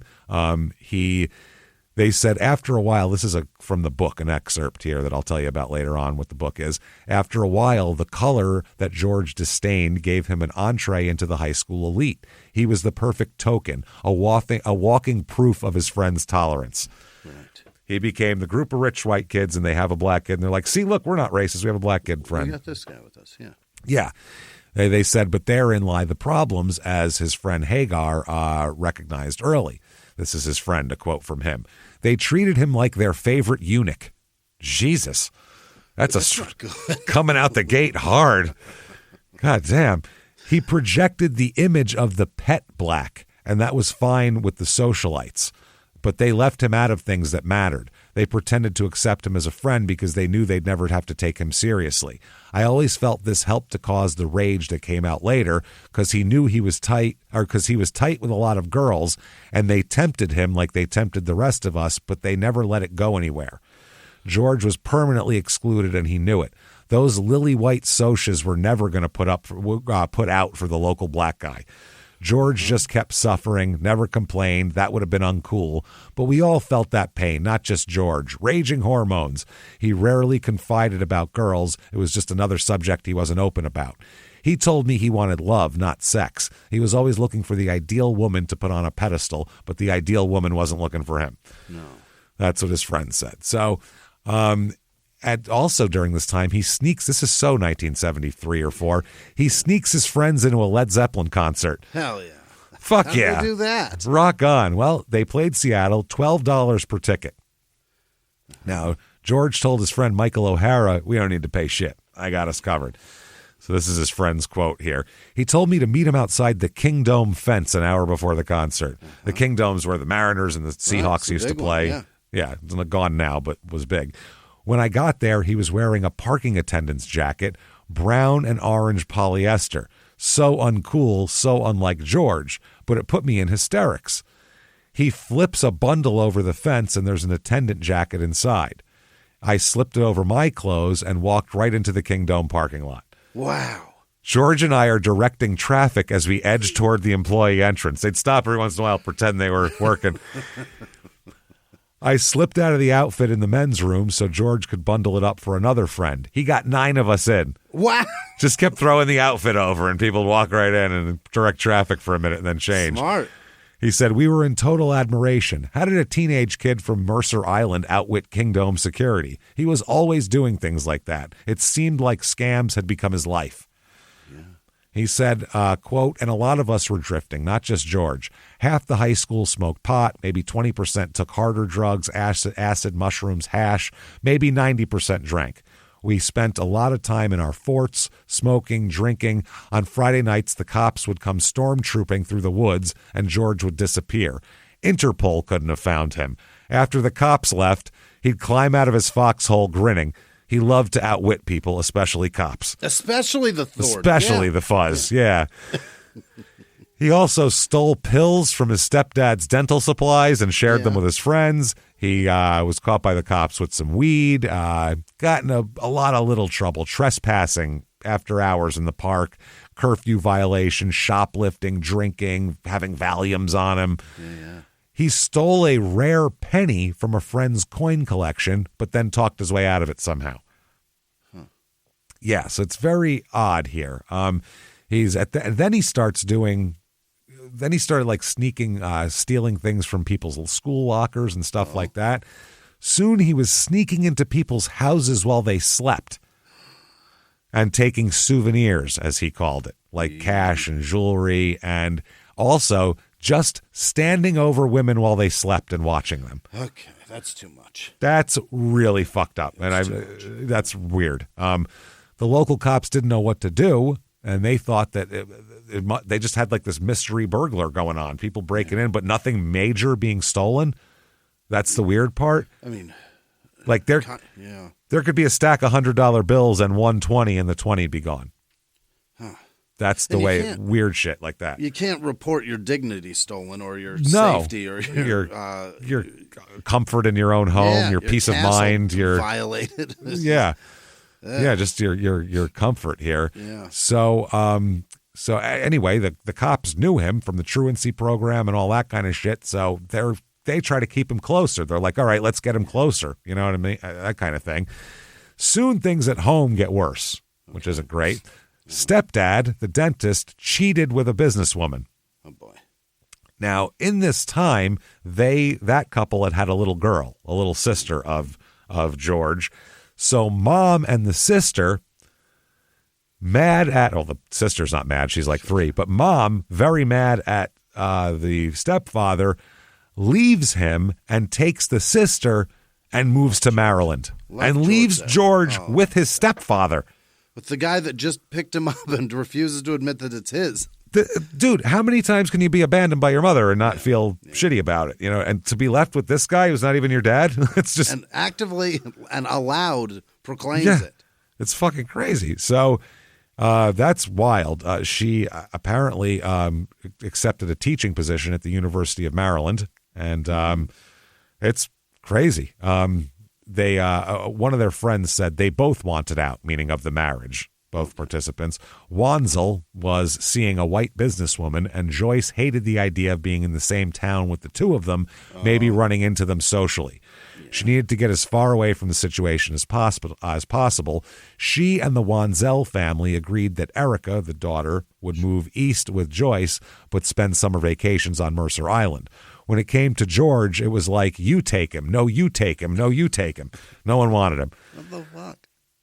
So they said Wanzel ended up with a 16-year-old kid who was already stealing him blind. You got to give the man credit. He tried to do the right thing. Think about it. They weren't even blood, which is true. Yeah. That is true. Just to feed him is more than he's required to. Indeed, yeah. Just to give him a room. He doesn't need to do shit for him. Just before Christmas 74 is when Joyce and Erica moved to Maryland, and they said close friends noticed an immediate just dampening of George's boisterousness. Just doesn't have the same thing anymore. Yeah. Well, one of his friends called it a slippage of spirit. Eesh. That he would try to just gloss over. Yeah. Now, shortly after that, Dr. Wanzel Mobley has a new wife, and he's got a new stepmom. Yeah. Which is weird as fuck, because that's like a stepmom. Is that a double anything. step? That's No. That's a couple of friends. It's either a double step or nothing, right? It's nothing. It's Nothing step at all. or nothing. I don't know what it's just this my ex-stepfather's wife, Yeah. I guess. I don't know. My old stepdad and his broad. But I guess they loved this lady. Her name was Chris. Yeah. And his friend Tom Hagar, this is George's friend, said, quote, Chris was nice to us, prim, proper, respectable, and gorgeous. When she arrived, all us adolescent boys went, ooh la la. I'm sure she tried to play down her looks, but she was 12 years younger than Wanzel and still a knockout. She really had our motors running.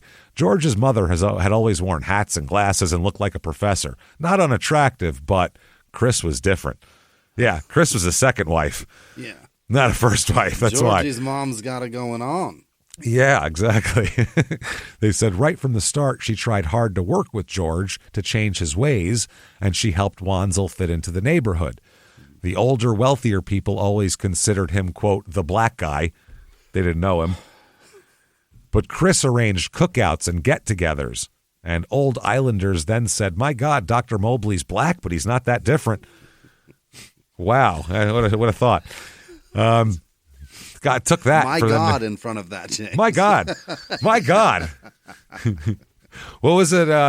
Fucking blast from the past. Oh, my lucky star's a Negro. That's what they said. It feels like that's what they were saying. Oh, my.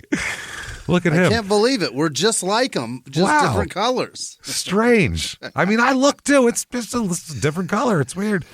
It was an astounding discovery for some of those dinosaurs. Yeah. Incredible. How many black people do they know living on Mercer Island their whole life? Pretty soon, the Mobleys were the only racially mixed couple in Emmanuel Episcopal Church. Kids went on to say, my mom wound up crazy about Chris and very fond of Wanzel. After that, they were always a part of my family's lives.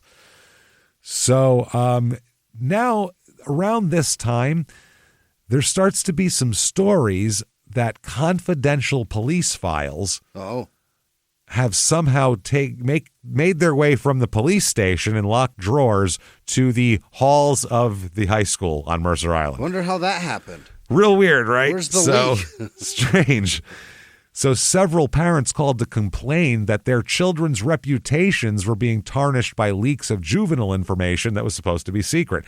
That's what he was doing. He was saying like, oh, I found, Billy did this and that. Check it out.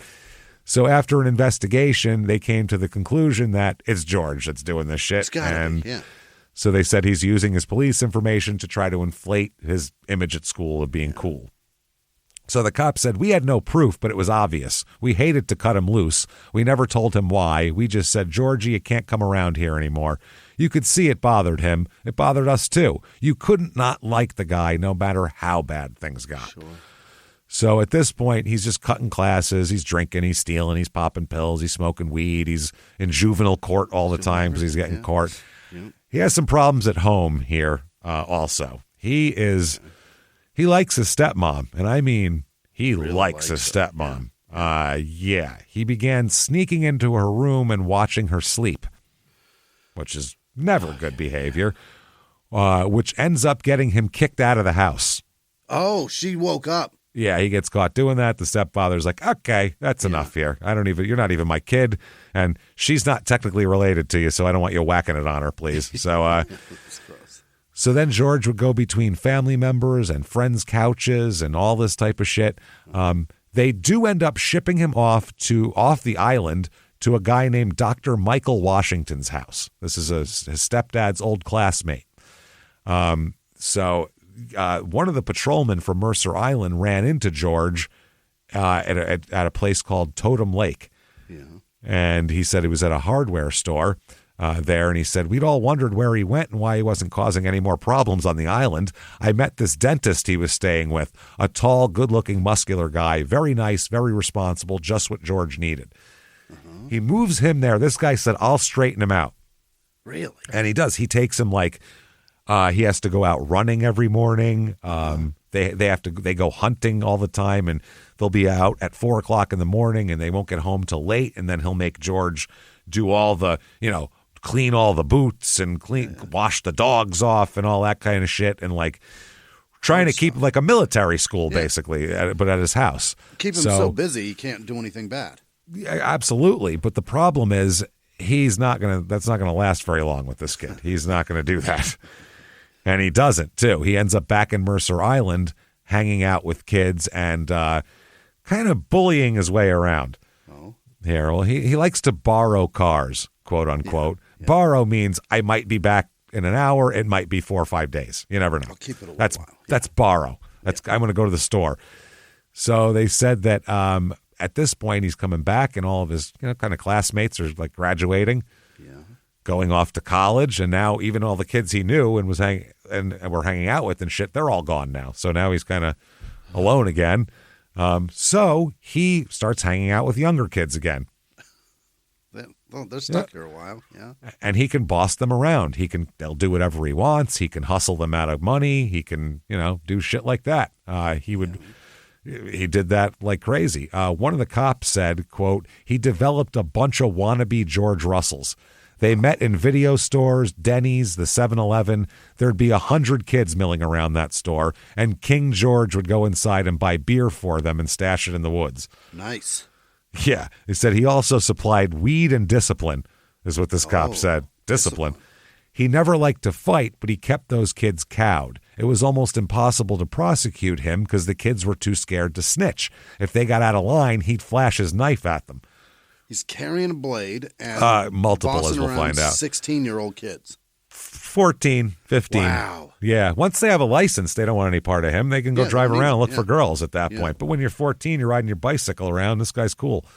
Was he it's 19? Fucking sad. Yeah. This is like their Satanic Bill. This is, remember we've talked about Satanic Bill a bunch of times. This weird carny guy that would come around and he'd buy us 40s and he'd do all that kind of shit. Sure. Satanic Bill. He knows where to get Coke, whatever. So he said he'd take one of those rich kids and say, lend me your car. I'll be right back. I got to pick up a friend. And the kids were too afraid to complain when he kept it a day or two. That became a habit. He was borrowing cars the same way 10 years later. God damn. One day, Sergeant Glendon Booth spotted him putting a stranglehold on a boy who reached to his chin. And he said, the cop interceded. Yeah. And George said, quote, this punk wasn't cooperating. I mean, what do you want from me? Yeah. The parent, I got to choke him. The parents declined to press charges. Then he beat up a 9-year-old boy. 9.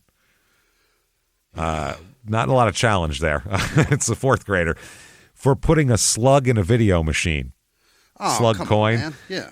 We have to say, by the way, for people who are under probably 30, what a slug is, because you don't even know what a quarter is at this point. It's a fake coin. It's a fake coin that was just a smooth lump, and people used to sell them. They'd sell them like 100 for $5 or some shit. You get a quarter, and you cut a bar, a sliver off of it that's the same size and weight. That's it. And it worked. Throw it through a video game, and that's a whole credit. That's it. The cop said it offended George's sense of control.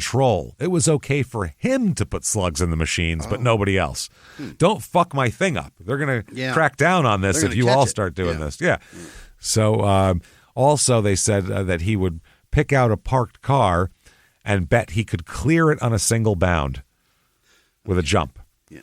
He would jump over the hood and then collect the money.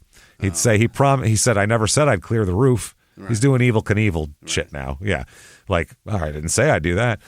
One day, him and a friend of his, this is a cop and his partner, took up positions on a hillside to check out the 7-Eleven action through binoculars. Right. they need some crime in this town or less cops. If the cops... They're searching out crime. Not just one cop, a team of cops just lays on out the 7-Eleven for solicitors. For 14-year-olds to commit crimes. Yeah, that is... the other word? Loiterers. Loiterers. Yes. There it is. Those are the two most... Jesus Christ. That is wild. So they saw George come out of the 7-Eleven with several six-packs and disappear into the woods. They also saw drugs change hands from time to time. When the cops patted George down during the arrest, he had a kitchen knife up each sleeve. Kitchen knives? Up each sleeve. Yep. And several bags of weed. So he's selling weed to the kids. Now, a judge put him on probation, but then he got arrested again, charged with criminal trespassing, possession of marijuana, second-degree burglary, possession of stolen property, and nuisance noise, whatever that is. But now it's going to start stacking up, and he's got minor infractions that are going to look bad over time. Yeah, and he just turned 18, too. Mm-hmm. So now it's going to district court, not juvenile court. He was sentenced to 3 days in the King County Jail. That's not good. Got out, reoffended, served 4 more days. Oh, boy. Got out, reoffended, went back in for 32 more days. Oh, boy.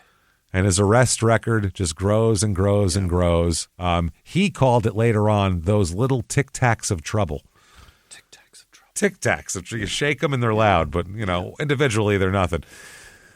So, he's doing all sorts of shit like that. 1976, there's all of that shit happened in 32 days and all of that. Now, Tom Hagar, his friend who loved him, remember that? Right. He says that George lived at night. He would hide in bushes and learn your habits. He was patient. He'd watch a house for a week if that's what it took. It's called stalking. It's called what BTK did. It's fucking crazy. He could slip through any opening. He got into one house through the dog port. He's so tiny. Yeah. He's a little skinny fuck, too. Yeah. He knew that our doors were always unlocked and the keys were always in our Jag. So when I was away at college, he started borrowing it after midnight. Taking the car, the Jaguar. The Jaguar. When he finally got caught, he told the cops he had permission. Oh, that's just the Hagars. I know them. They told me where the keys are. Yeah, they told me to take it. It's fine. Yeah. So this guy continues, this was just too much and our family decided we had to do something. We had put together a complete dossier of arrests and convictions, plus everything he'd gotten away with since junior high, and presented it to the judge for this crime when he got caught for it. When you saw it on paper, it was an eye-opener. George ended up serving 35 days. It was his longest stretch, and everybody hoped it would straighten him out. When he was released, did he stay away from our house? Not George. He made it a regular target. We had a sliding glass door. That was his entry point. My mom had a stash of silver dollars that she gave out as rewards. George took 6 or 7 at a time. I guess he figured she wouldn't notice. Think about it. The guy's slipping into our house at night, risking a felony burglary charge for pocket money. Made no sense. He said there had to be some other motivation, but we didn't learn about it till it was too late. Oh. He said other stuff began disappearing. I came home from college on a break and ran into him at Luther Burbank Park. From 35 yards away, I recognized my old orange coat. He was wearing my sweater and pants, too. He asked if I wanted to get high. He looked terrible, wasted, like every other bum on the street. It brought a lump to my throat. George was the brightest, the most interesting kid I've ever met. He still had that smile, that big laugh, but you could see he was lost. I said, George, that's my down coat. Yeah. He said, oh, is it? Isn't? Oh, is it really? He sounded kind of vague. Here, let me give it back, avoiding the question of where he got it from. Uh-huh. Oh, here. Yeah, I must have borrowed it. I said, Christ's sakes, no, I don't want it back. It was beat up and dirty. Yeah. He said, I felt guilty because of this huge gulf between us. And I said, George, if you'd asked me for the coat, I'd have given it to you. The point is, how did you get it? He evaded an answer, and I wasn't going to push. Yeah. So that's it. Now the Mercer Island Police Department starts getting persistent complaints of a night-prowling, small person with dark skin. Yeah. Baby black, somebody else possibly. Yeah, and I doubt that Bill Russell's kid is this guy's size. Yeah. Got to be a foot taller by now. Crouch that much. No, exactly. And his kid has got to be taller. So they began getting persistent complaints, and They also, when the sergeant here of the police force called his stepfather, he learned that George had taken liquor, money, clothes, and then was banished from the house. So he's gone. He drops out of high school, never graduated, poor attendance record, failing classes, and then dropped out as a senior. So in retrospect, by 18, everybody should know, oh, this is going to go so bad for this kid. Not looking good for him. But with these rich kids, it doesn't really work like that. You can always figure it out, and if you keep propping them up, give them an internship enough of the time, eventually they'll get burned out of this shit. And if you know, that's how rich people deal with shit. They get into coke too at that point and have a terrible drug problem. Fuck yeah! And still by 35, they got 3 kids and a wife. They're and they're born doing again fine. Christian. They're fucking doing great. Yeah. So at this point, he's sleeping in abandoned houses. George is under houses that are occupied. Yeah. He gets under them, just in the high grass. Sleeps in the field, sometimes in his old forts. He removed the vent from the swimming pool heating duct and crawled in there at a park. Yeah. Did the same with the grate at a bank. So people would come home and find their bed messed up, the heater turned on, and food on the table. They said if there was snow on the ground, you could track him in and out every yard. You could see exactly where he went. One family, the Ferris family, had a boat cabana, and they'd come down in the morning and they'd find him wrapped up and around the base of the toilet in the boat cabana, little boathouse. Yeah. A friend let him sleep in his crawl space. Not that great of a friend if he said, I mean, I guess you could stay, but you got to go in the crawl space. That's a pretty shitty friend. You go under the house if you want. I don't care. I give my friends couches and shit, maybe even a bed. I don't know, there's a crawl space if you could squeeze into it, I guess. Yeah, there's certainly protection from the elements. Jesus. Yeah, wow. There was an old garage back in the woods near his home, and he finally just moved in there. There's no heat, no light, no toilet. And the cop said we'd shine our police flashlights through the blackberry bushes, and he'd peek out and yell, "No problem, officer. Thanks for checking. I'm fine." Yeah. And then he'd say, "How's the wife? How's everything at the station? Gee, I'll have to drop in and see you guys." From the blackberry bushes in a stalking. Right. Yeah. That's odd. They said some of those nights it was below freezing, and we didn't have the heart to turn him out.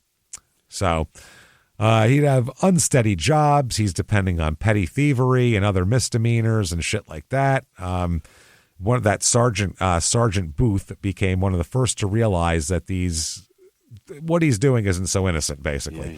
Yeah. He said George would try every car door he passed, looking for change, cigarettes, cassette tapes, and small stuff.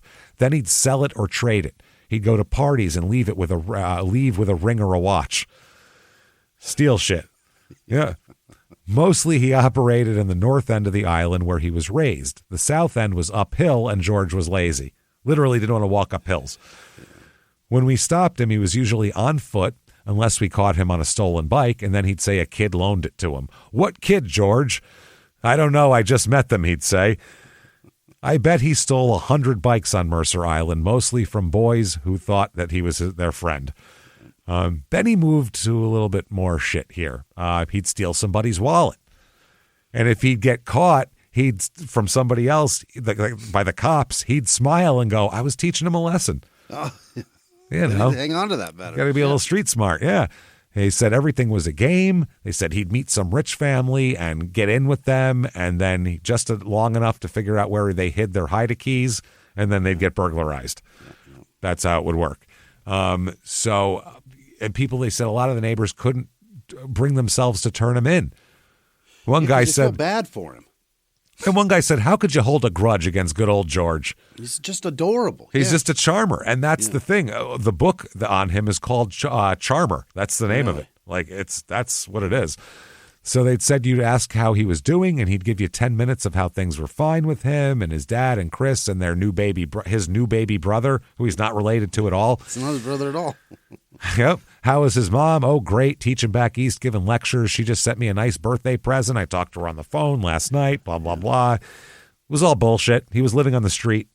Didn't talk to these people anymore.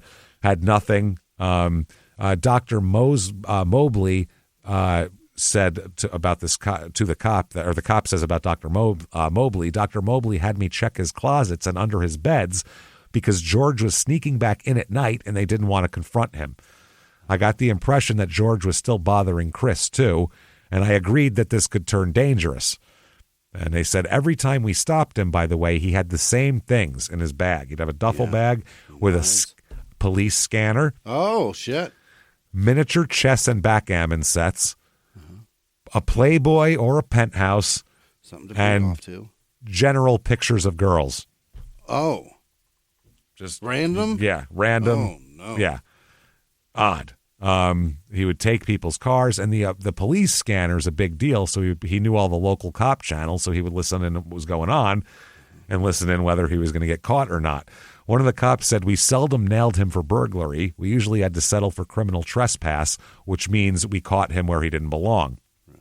Said he'd trip an alarm and we'd drive up, and he'd be doing the George Russell heel and toe down the street with the scanner at his ear. Oh, hi, officer. How's it going? He knew they were on the way, so he got out. Yeah. That's what he would do. They said he had a long string of burglaries on First Hill, chippy stuff. He was a major criminal of minor crimes. People would call and say, I had $40 in my wallet when I went to bed. I heard a noise in the middle of the night, and now I got 20. He wouldn't even take the whole 40. That's what I mean. He's a thoughtful fella. It's fucking weird. It's creepy. It's kind of genius, though, because how many times have you ever woken up from and you got cash and you don't know? It's how almost much gaslighting. Yeah, almost, but not quite that. Steal definition. anything from you, you spend it probably. I don't know. It's so weird, but that's just a strange.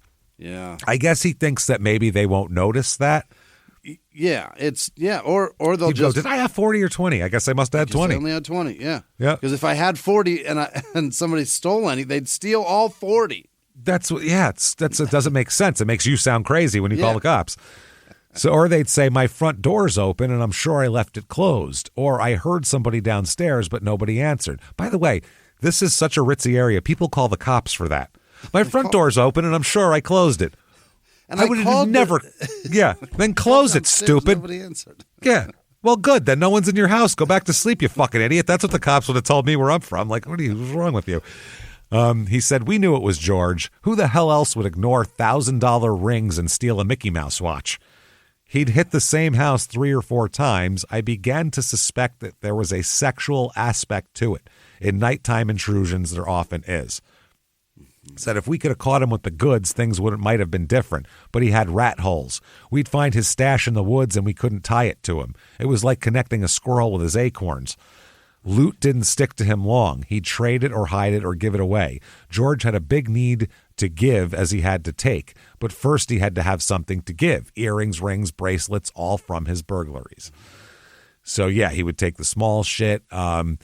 He would impersonate a cop too. He'd he'd go into like a bar and be like, yeah, I'm investigating a bunch of coke being sold in here. So I'm going to be, investigating all this shit. So you should go ahead and give me free drinks now and shit like that. Spend a lot of short stretches in jail, 2 days, a week, things like that. Tom Hagar, the kid who was his best friend who then got his Jag stolen all the time, said the first time I went to visit him in King County Jail, he'd been there less than a week and was already a trustee handing out milk, running errands, working in the dispensary. Already doing less than a week.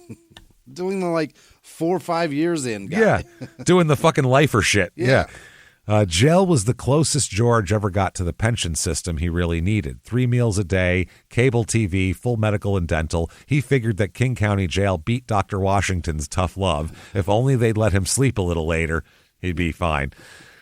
Doesn't get along with the other black inmates, by the way. No? They all call him Oreo. That's his name. Okay. His name is Oreo because they say that he looks black and talks white. And acts white. Oh, it's not even. He's not light. No, no. It's the behavior. Nope. You act. Yep. Wow. So they said he had a few flare-ups. He didn't like them either. He thought they were beneath him. The jail guys there. One of the prisoners said when George acted like a brother, quote unquote, he was doing an impression of a black guy, basically. Oh. Yeah. It's weird. He's basically like Carlton from Fresh Prince. Racist, yeah. Yeah. So they said that they called him Oreo all the time. They called him House N-word. They called him Tom, which is short for Uncle Tom. And they called him a snitch, too, for that. Oh, no. So, yeah. they said he would, if guys that didn't know him came up and talked to him in like slang and street shit, he would look at them because he didn't understand. He was like, I don't know what you're talking about, which they were like, all right, Oreo. And then that would be that. Jesus. So, yeah, he said he enunciated and things he said, he would say that it didn't happen. It transpired. That transpired. He didn't say I graduated. He said I was graduated. Proper English. I'm not in jail. I'm incarcerated. I don't talk to people. I interact with them. Yeah. Uses words like consensus of opinion and shit like that, which doesn't get a lot of shit thrown around jail, probably, I would think. So he, 1978-ish, he's out of jail. Mm-hmm. He's hired as the assistant manager of a teen disco. Perfect for him. Called Tonight's the Night, TNT or TTN. Tonight's the night. You're finally going to get fingered. Here it is, everybody. It's happening. Night of your life. It's a friend of his that knows him that hired him for this whole deal. He checked IDs, collected tickets, worked the ropes and, the velvet rope outside there, because you got to make it like a nightclub, even though it's for kids. And he would also steal shit as well.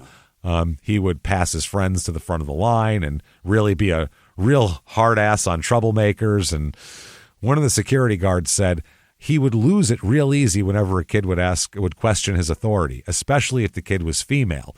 They'd say, well, who are you? And George would yell, hey, bitch, I'm the guy that's going to throw your little ass out of here. Little aggressive, I would say. And it said he was normally so jolly and jocular, and then this would happen here. But when he got drunk, he'd be a different guy completely. They said a barroom acquaintance complained to George that her boyfriend hit her, and he said, where's the guy live? Let's go. We'll blow up his car. I'll show you how. Come on, we'll go get some gas. Wow. Hey, everybody, just going to take a quick break from the show to tell you a little bit more about our safest sponsor, Simply Safe. The days are getting longer. We got longer daylight hours, which means you might be spending more time away from your house, which gives burglars more time to rob your house. That's what happens here. FBI crime data shows that break-ins are more likely during daylight hours than at night, actually, which you don't think of that. But you need to protect your home with Simply Safe's proactive security that helps stop threats before they even happen. Right. We love Simply Safe because, number one, they're great. The alarms are great. The cameras are high quality. I love the fact that they can tell somebody and yell at them to go away from your house, and they can call the cops, right? And it's easy to install. I was so worried when we first got it. I was like, I'm not going to know how to do this. It's super easy. They have installation if you need it, but you can do it. If we can do it, you can do it. Visit simplysafe.com/small to claim 50% off a new system with professional monitoring plan and get your first month free. That's Simply Safe, SIMPLI safe.com/small. There's no safe like Simply Safe. Yes, and now back to the show. In the world of true crime, bad habits usually lead to bad outcomes. But in real life, it doesn't have to be that way. That's where Fume comes in. Fume is a flavored air device, not a vape and definitely not a pipe, that gives you a fresh way to take control of your habits. With flavors like crisp mint, black licorice, and peach blush. It's the smarter, guilt-free alternative. And you can rest easy knowing that there's no nicotine, no vapor, and no batteries. Just a chance for a turning point of your own. Fume has already helped over 400,000 people take steps toward better habits. And now it's your turn. Use the code WONDERY to get a free gift with your Journey Pack. Head to tryfume.com. That's TRYFUM.com. Use code WONDERY to claim this limited time offer. He steals thousands of dollars from Tonight's the Night over a couple-year period, as to be expected. Oh, yeah, absolutely, man. Just right out of the till. Right out of the till, and also causes more trouble. Here's a police story from him at a private party. We had a complaint that he was causing trouble at a private party. We found him hiding under a bed. Okay, George, we said, come on out. He knew we couldn't arrest him. He just says, I'm just helping these guys clean the house. Get under the bed and everything. He said they want you off all these diamonds and there stuff. There is dust bunnies under here you wouldn't believe. So they said they want you out, George, and he said I'm staying, and they said you're out of here. And at that point, the guy said, quote, George completely lost it. This is the first time they're seeing the other side of him. They said he completely lost it. He slobbered. He spit. He went crazy, called us white trash, honky bigots, screaming. He'd always kept his temper concealed. Whenever I handled him after that, I didn't think of him as cute little George or the station mascot. I thought of him as a mean son of a bitch. No shit. At one point here, he wrecks a car. Also, he had a BMW that he took from a friend of his. And I guess his friend said he was doing 60 in a 35, weaving back and forth across the center line. It was worse than bad driving. It was like psychotic. It was psychotic. He claimed he knew all about performance cars because he'd driven his dad's Ferrari, because, by the way, the dentist has a Ferrari. Of course he does. But you could see that he didn't have a clue. Then 3 weeks later, George rolled that car on West Mercer Way, and he had an explanation. They said, quote, the cops checked the skid marks and found out that those special T7 nylon tires have no traction till they're warmed up.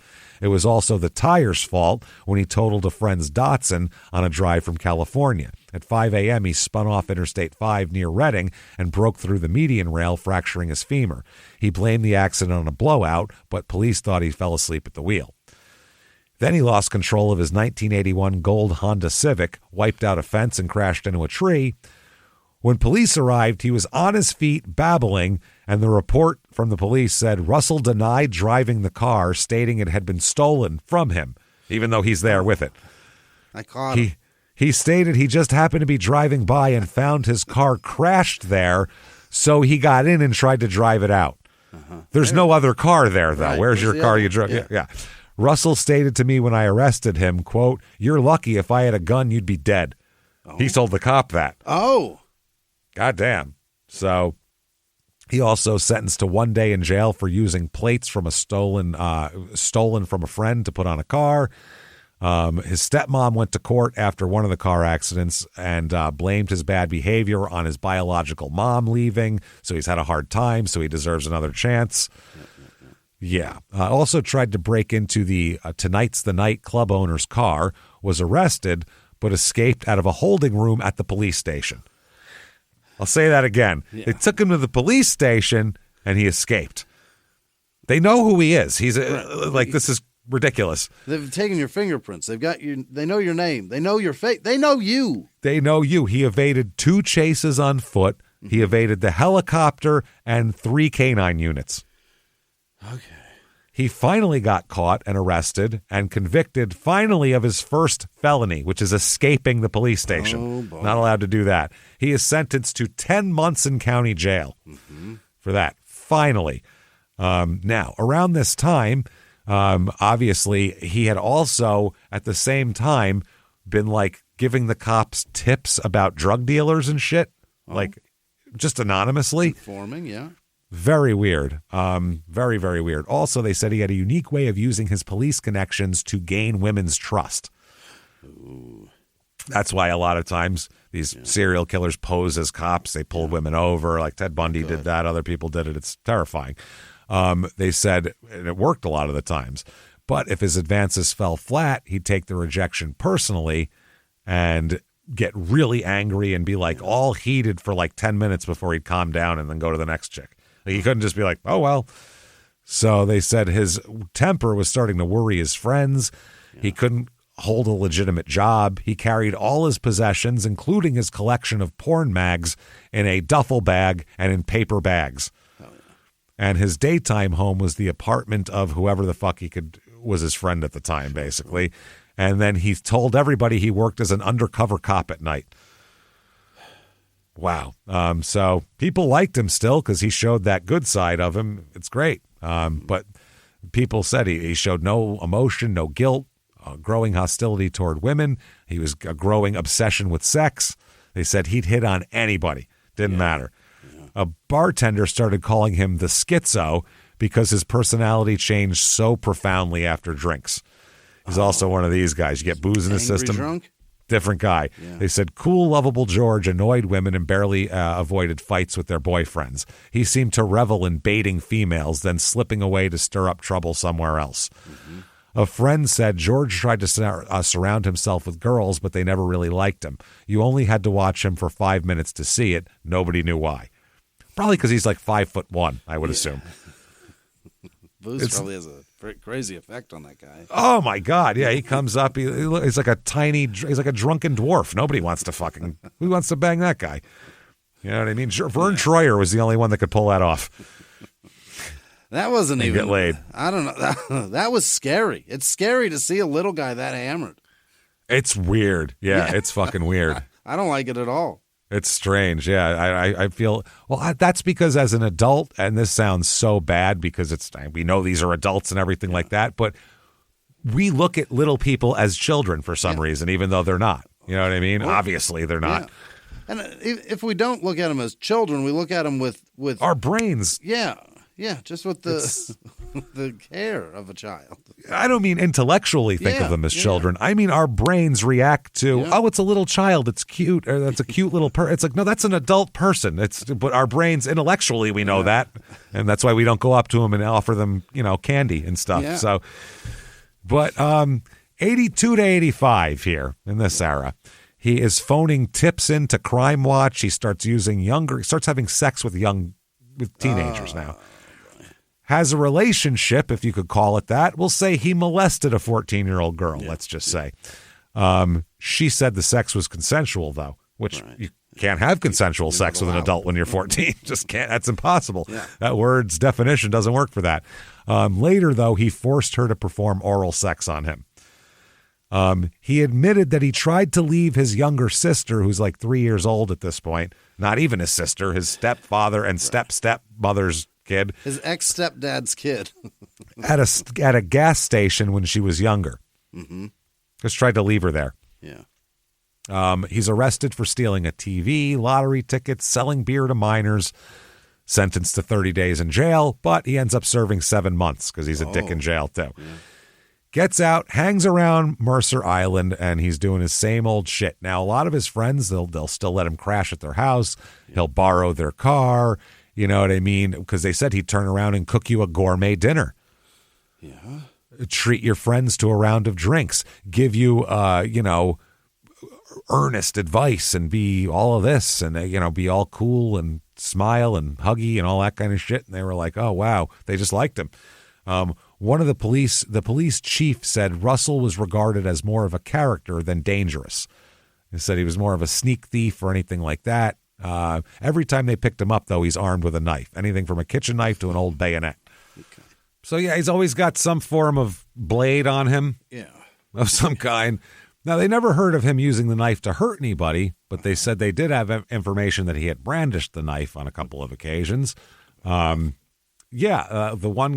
police chief said he was a good talker. He was, I suppose, for lack of a better word, charming. Yeah. They said he probably could have been anything he wanted to be. He was very knowledgeable about a lot of different subjects.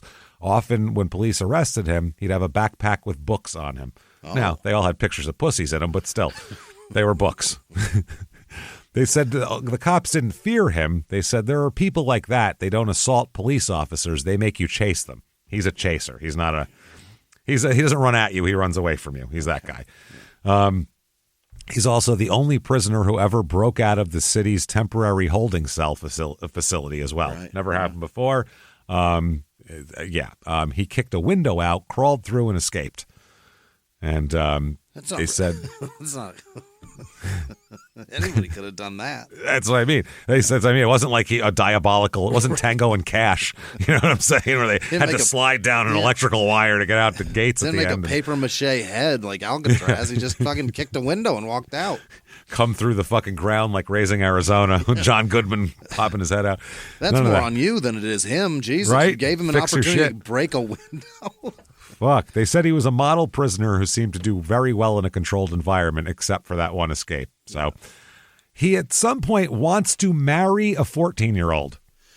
Why? I don't know. He wrote letters to this 14-year-old talking about marriage and that they have forever, and also would talk about anal sex fantasies with her. Boy. And he got her pregnant, and she had an abortion. Oh, my God. So he got a 14-year-old pregnant. May of 87. So much for the anal sex. Yeah, no shit. He was going the wrong route there. May of 87, released from jail after 7 months. So biology isn't his strongest subject, we figured out. 5 weeks later, he ends up pleading guilty to a charge of criminal trespassing and possession of a dangerous weapon, spent 5 days in jail, and finally underwent psychological counseling. Let's see here. Damn.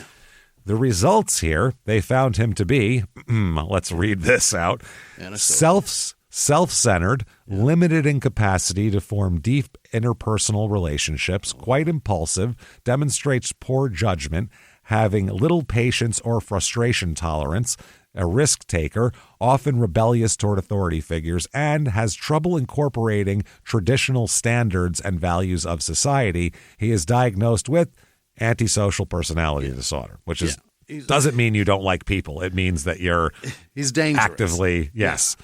It's around that time that he gets banned from a Denny's. Hell yeah. Now, you can be kicked out of a Denny's. That happens. But to be banned permanently from a Denny's, you got to really do something, man. To set yourself apart as lower than Denny's clientele. Yes, lower than the other drunks at 3 a.m. that are smoking and falling asleep into their mozzarella sticks, into their fucking moons over my hammy. Wow. He got banned for stealing tips off the table. Oh. He didn't work there. He'd just go in and steal tips off the table. Yeah, remember when that was a thing? Wow. So he gets banned. Yeah. 1988, he's hired at an arcade, the Nintendo arcade. They had a Nintendo one. All right, well, Nintendo Seattle, think about it. That's their big deal there. He ends up skimming $23,000 in 8 months. From the arcade? From an arcade. Is that how much those fuckers were making? God yeah, fuck, especially the Nintendo one. Yeah, it's probably big hot shit at the time. Wow. Yeah, I don't know. He walked down the street jingling and jangling like crazy. That's a lot of quarters. It's weird because normally he weighed about 130 pounds, but after a shift he weighed about 210 pounds. It was very strange. It's tough, yeah.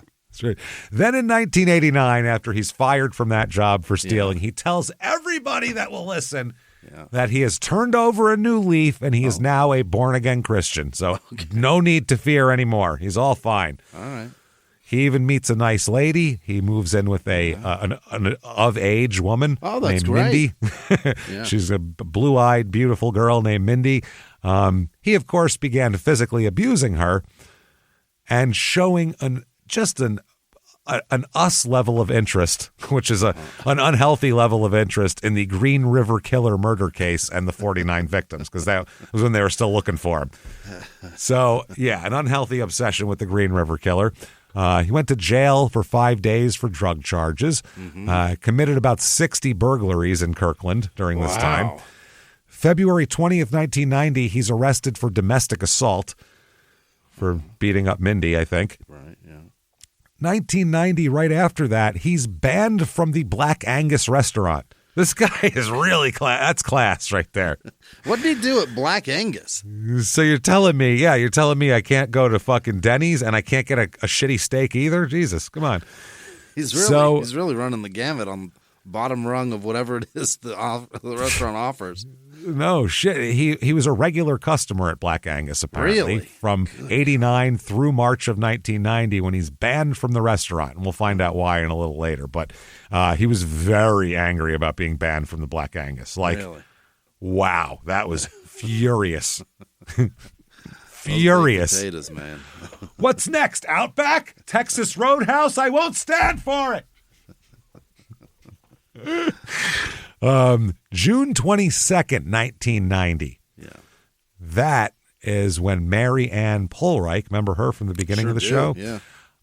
She is 27 years old. She works at a medical device manufacturing company. Remember, she was found on the 23rd. This is the 22nd. She went to Papagayos. Papagao. Yeah, it's a nightclub here, known as a place where you go meet people. It's like a singles bar type of job. That's exactly what MEET, they say. Yeah. It was known as a, quote, meat market. Yeah. So she went with her friends that night. This is in Bellevue. The three drove in Mary Ann's 1984 Camaro. She's driving. Hell yeah.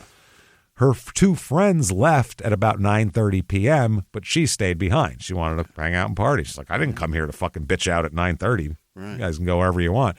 Now, George is also there that night with his friend Smith McLean to have dinner. Okay. Hanging out with his buddy, having dinner. Once they were there, Russell and another friend talked to Marianne a little bit.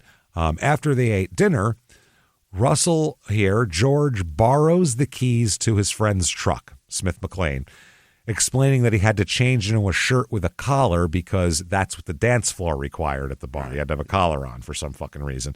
So Russell... Those guys don't rape people, James. No. You put a collar on and you are aces from then on. Man. Yeah, now he's got a collar.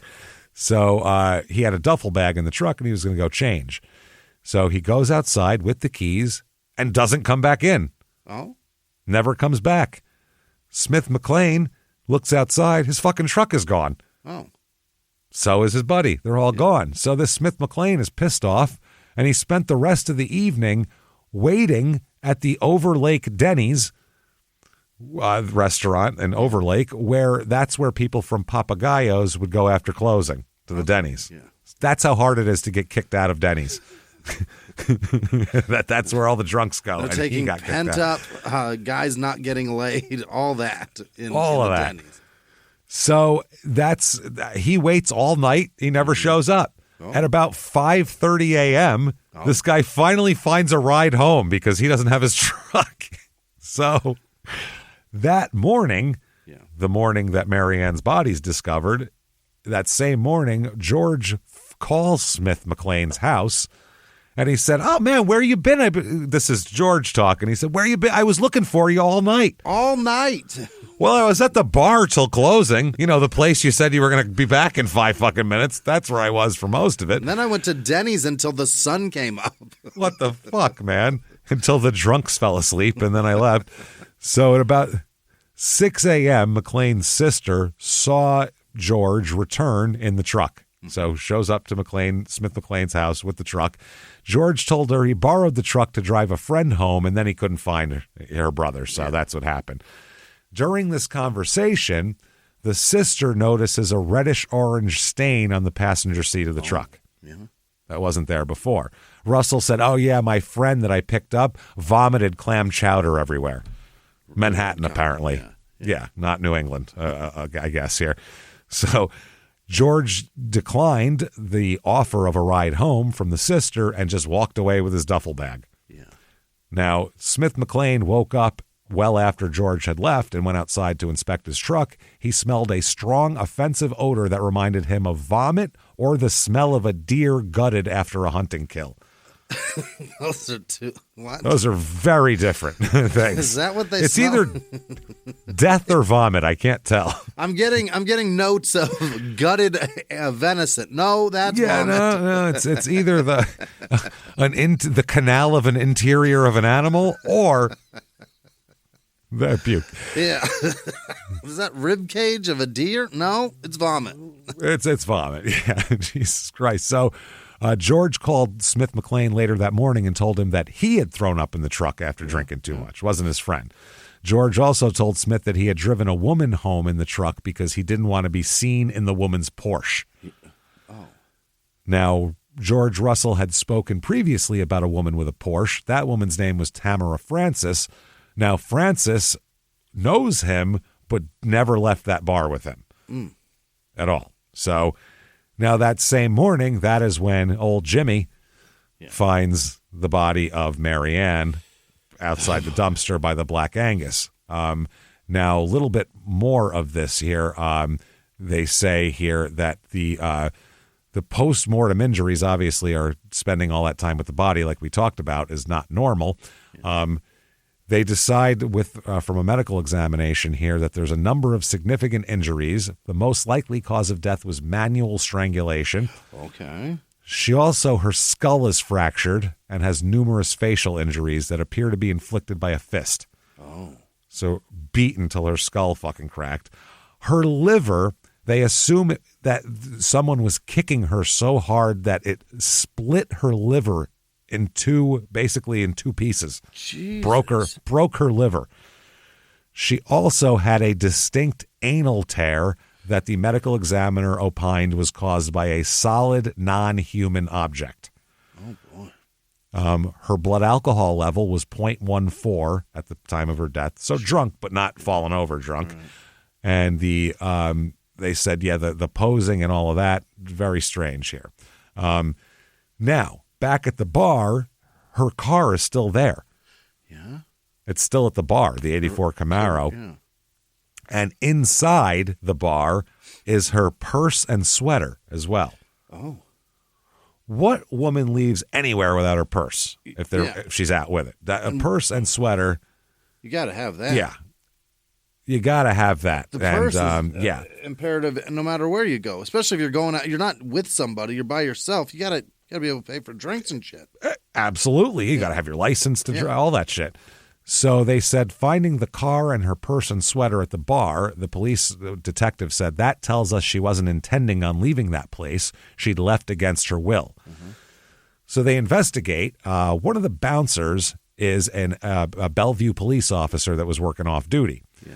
And he often spoke with George, who was a frequent patron of Papagayo's. And that night he saw Russell twice, he said. Once shortly after his shift began at 10:30 p.m. and again approximately an hour later. On the second occasion, George told this officer that he was going to, quote, take this girl over to her place to get something. Okay. The officer did not see the woman well enough to identify her. However, he described her size and general description, and it's similar to Marianne. And he also said he noticed the woman seemed pretty intoxicated as well. So that night, that's what happens there, okay? Now let's talk about Carol Marie Beeth, or Beethy, Beethe. I think it's Beeth, probably. Yeah.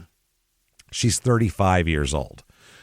She is a bartender at Cucina, which is a restaurant in Bellevue. Double Cucina. She lived in a condo with her 2 kids. Her ex-husband, Paul, lived very nearby, very close. Now, August 8th, 1990, Carol speaks with her ex-husband, Paul, at about 9:30 p.m. At about 10:30 p.m., she spoke with her boyfriend, Mike Sewell, with whom she was planning on going on vacation. They talk. Mm-hmm. At midnight, she's out. She's out and about. She meets a friend at a restaurant where he was the bartender and left at approximately 2:15 p.m. Okay. This bar is called The Keg. Okay. Now, they described Carol as pretty, blonde-haired, and svelte. So, small, thin, hot blonde woman. They said that this is from the book, slotted well with her crowd. They talk about she's a shit talker. She's smart. Yeah. She trades sexual innuendos, teases the men. They say that she invites their flirtations and then would, turn them down. Yeah. She's breaking balls. Yeah.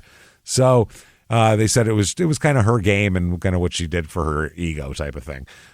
One night, though, on this night, they said she was talking to the bartender and wasn't talking to any of the other guys. And so she hadn't realized, though, that someone's been watching her here. Oh, boy. Now, she left the Keg a little past 2 a.m., like we said. She drove straight home. A neighbor out walking his dog later said that he had seen Carol unlock the front door of her home and then enter at about 2:30 a.m. She was alone and she looked a little tipsy. Right. They said there was no one with her or near her or on foot or cruising by, or there was no anybody that could have ran in the door behind her type of shit. Inside her home, she looked in on her 2 daughters. She has a 9 and a 13-year-old, and they're both asleep. She takes a quick shower, gets ready for bed. She has to work the next day, the late shift, and she tends bar at Cucina, like we said. And she didn't like leaving her kids alone so often at night, but she thought they were responsible, and her ex could check on him because he lives nearby. So she, little after 3, laid down to sleep. And the moon apparently was very bright, so she turned away because she has French doors that in her room that the moon is shining through, so she turned the other direction. Now, she figured her yard was private, so the French doors looking over her yard isn't a big deal. She doesn't have to close the drapes, whatever. She also doesn't really lock doors that often. Really? Not a big door locker. Now, at 4:30 a.m., the 13-year-old daughter, Kelly, heard someone in the hall of the condo. Mm-hmm. Then saw a person shine a flashlight in the bathroom into her sister's bedroom and then into her bedroom. She thought the person was Mike, her mom's boyfriend, who was coming over. So then Kelly went back to sleep. She woke up at 8:30 a.m. and her mother was not up as she usually, her mother was already usually up doing shit, and she wasn't. She went to go check on her mom, and her mom's bedroom door was locked. Okay. So she tries knocking on the door. She's yelling for her mother. Mother never answers. No answers. She won't wake up. So Kelly goes outside around to the sliding glass door to her mother's room, and she saw her mother through the door and freaked the fuck out, because we'll tell you why. She ran back in and called her father, who came over and actually entered the room through the sliding glass door. Wow.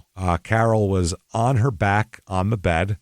The bedspread was pulled all the way down to the foot of the bed. Yeah. She's completely naked except for a pair of red high-heeled shoes. Weird. Her feet are together with her legs spread apart toward the door of the room, and her knees are bent, so you can picture that. Okay. Blood had been smeared on her legs in a manner that resembled finger painting, they said. It was definitely on purpose. Yeah. Somebody had smeared it. Now, under her bed, she had kept a Savage 22 long rifle, a gun. This rifle has been placed, it is resting symmetrically between her legs with the stock, the butt of the gun the butt of the gun on her shoes down there. Okay. And the firearm, the barrel of it is inserted into her. Oh, my God. It's 5.5 inches into the vagina. Oh, dear Lord. Yeah, that is just obviously fucking disturbing as shit. Yeah. Her left arm was bent upward at the elbow, while her right arm was bent down at the elbow, nearly touching her hip. Yeah. So picture that. Now, the weird part is they see there's a pillow over her face. Mm-hmm. So they think maybe she's suffocated. Right. They take the pillow off and find her head is wrapped in a dry cleaning plastic bag. Uh-huh. It's over her head with a belt tied around her neck to keep it in place. Dear Christ. So this is definitely not an accident, obviously. No. She's had her head beat in here. With a bag over it.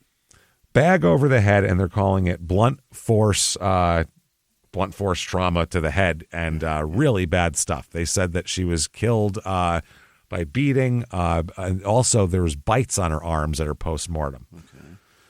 The medical examiner found that her death had been caused by head injuries. The head injuries were inflicted by an instrument swung with considerable force in rapid succession. The blows left a distinct Y-shaped marks and crushed the entire left side of her skull.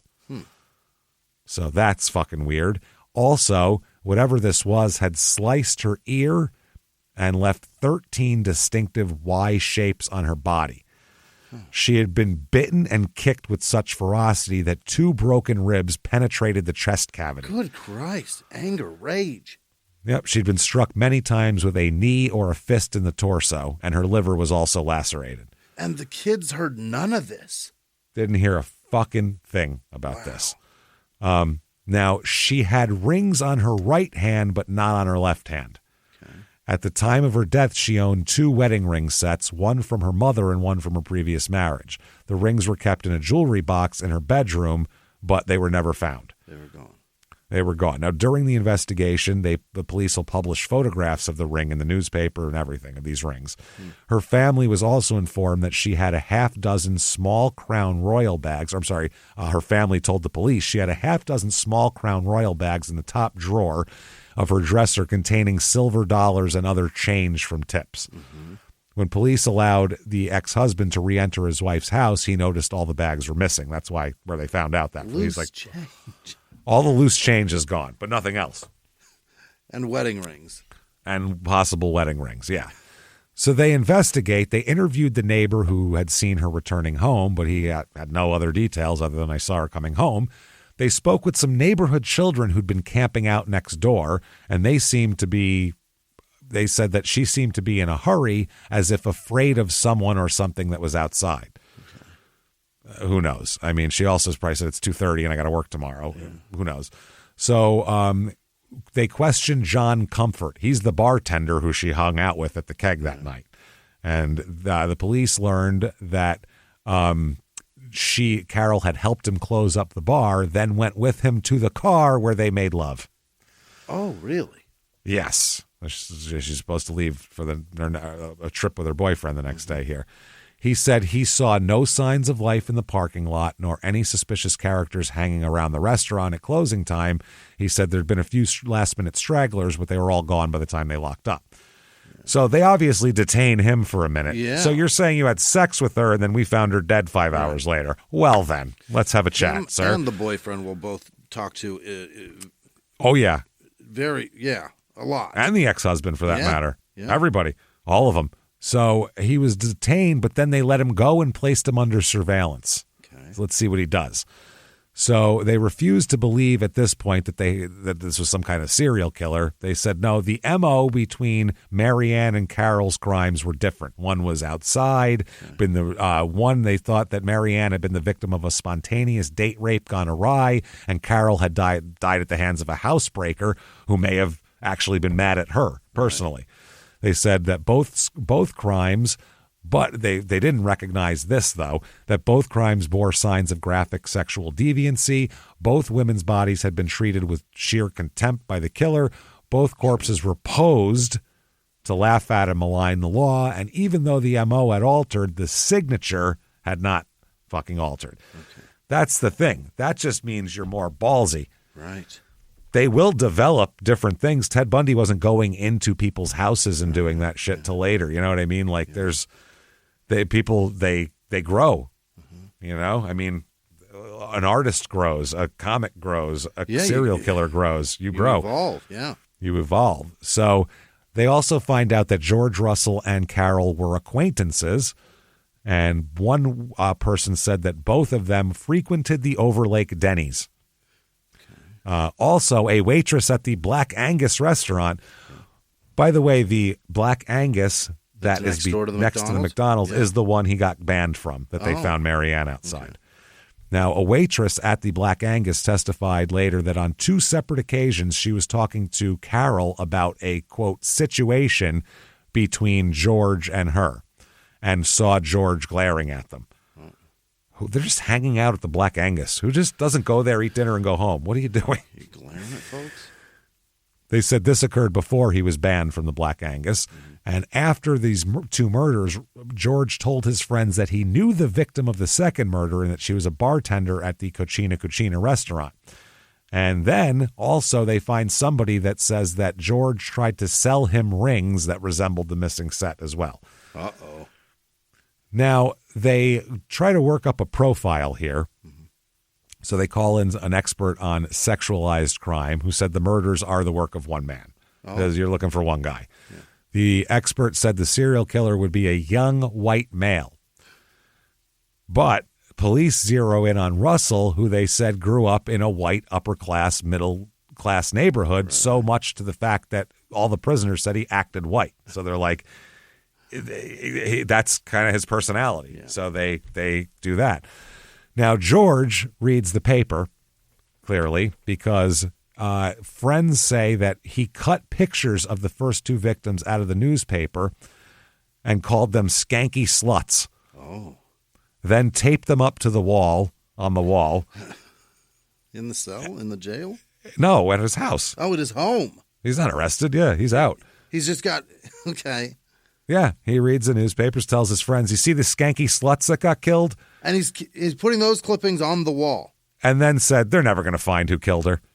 Never going to find who killed these 2 ladies. So, yeah. Now, about 3 weeks after Carol's murder here, Russell and a friend drove to a wooded area on Mercer Island. And George informed his friend that he had to pick up some money owed to him. George stepped out of the car and returned with a paper bag full of silver dollars and change. Okay. Probably from one of his little hidey holes that he had there. Yeah. So we're using BTK language with that hidey hole shit. Now, the forensic evidence reveals none of George's fingerprints in Carol's residence. Really? There is a fabric glove impression left on the sheet of her bed that suggested that gloves were worn. Right. And they find hairs on her sheet, pillow, and underwear that were from a black person. Yeah. No, they were from a black person. The hairs they found, but the fragments were not suitable for any kind of comparison. This is the very beginning of DNA, too. You need like a whole hair with a root attached and everything else. Yeah. So August 30th, 1990, Andrea Levine is 24 years old. She goes by Randy with an I. And she goes to some of the same places everybody else went, the same nightclubs the other two went to. Sure. She rented a basement apartment in the home of Robert Hayes and his wife here. And on August 30th, 1990, the landlord, Robert Hayes, saw Randy after she returned from work. Later that evening, Randy met her boyfriend at a restaurant in Kirkland where they discussed plans to go to the San Juan Islands. So somebody else going on vacation. Yeah. She was known for her sarcasm and being witty as well. This one, Strong same as Carol. Yeah. Same as Carol. They said that she is known for urging on, going along with flirting and then rejecting a guy and being like, I don't think so, fuck off. Mm-hmm. So this night, she met several of her girlfriends for a drink, but left the bar alone, according to her friends. Now, none of her acquaintances could recall her chatting with or teasing any guys that night. They said, was she breaking balls that night? And no. They said she hadn't been there that long, and she wasn't in her usual high spirits. So she took off from the Maple Gardens, which is a bar, not long after midnight, they figured, saying she was tired after a long day. And they figured that she drove home in her pickup truck and went straight home and went to bed. So she declined a ride home and drove herself home to pack for her vacation at about 1:30 a.m. Yep. So drove herself home. Now, the next morning, the landlord, Bob Hayes, and his wife woke up about 5 a.m. They opened the back door to let their dogs out. The dogs began barking like fucking crazy as soon as they let them out. He stepped out to look around and saw a dark figure, just in the dark, couldn't see who it was, just a figure. Silhouette? Oh, God. Silhouette about 25 to 30 feet away. So, yeah, he was roaming along the exterior wall near Randy's rear window by the basement. Now, he threw on his robe and put a leash on his dog and went out to confront what he thought was someone trying to break into his house. But they said that the dogs must have scared the guy away, and he took off, and the guy took off, and he couldn't catch up to him, the landlord. So he said, all right, scared that guy off. He checked his property, didn't find any broken windows or jimmied locks or anything like that. Yeah. Everything was in place. So he figured, hey, I thwarted it. Good for me. Yeah.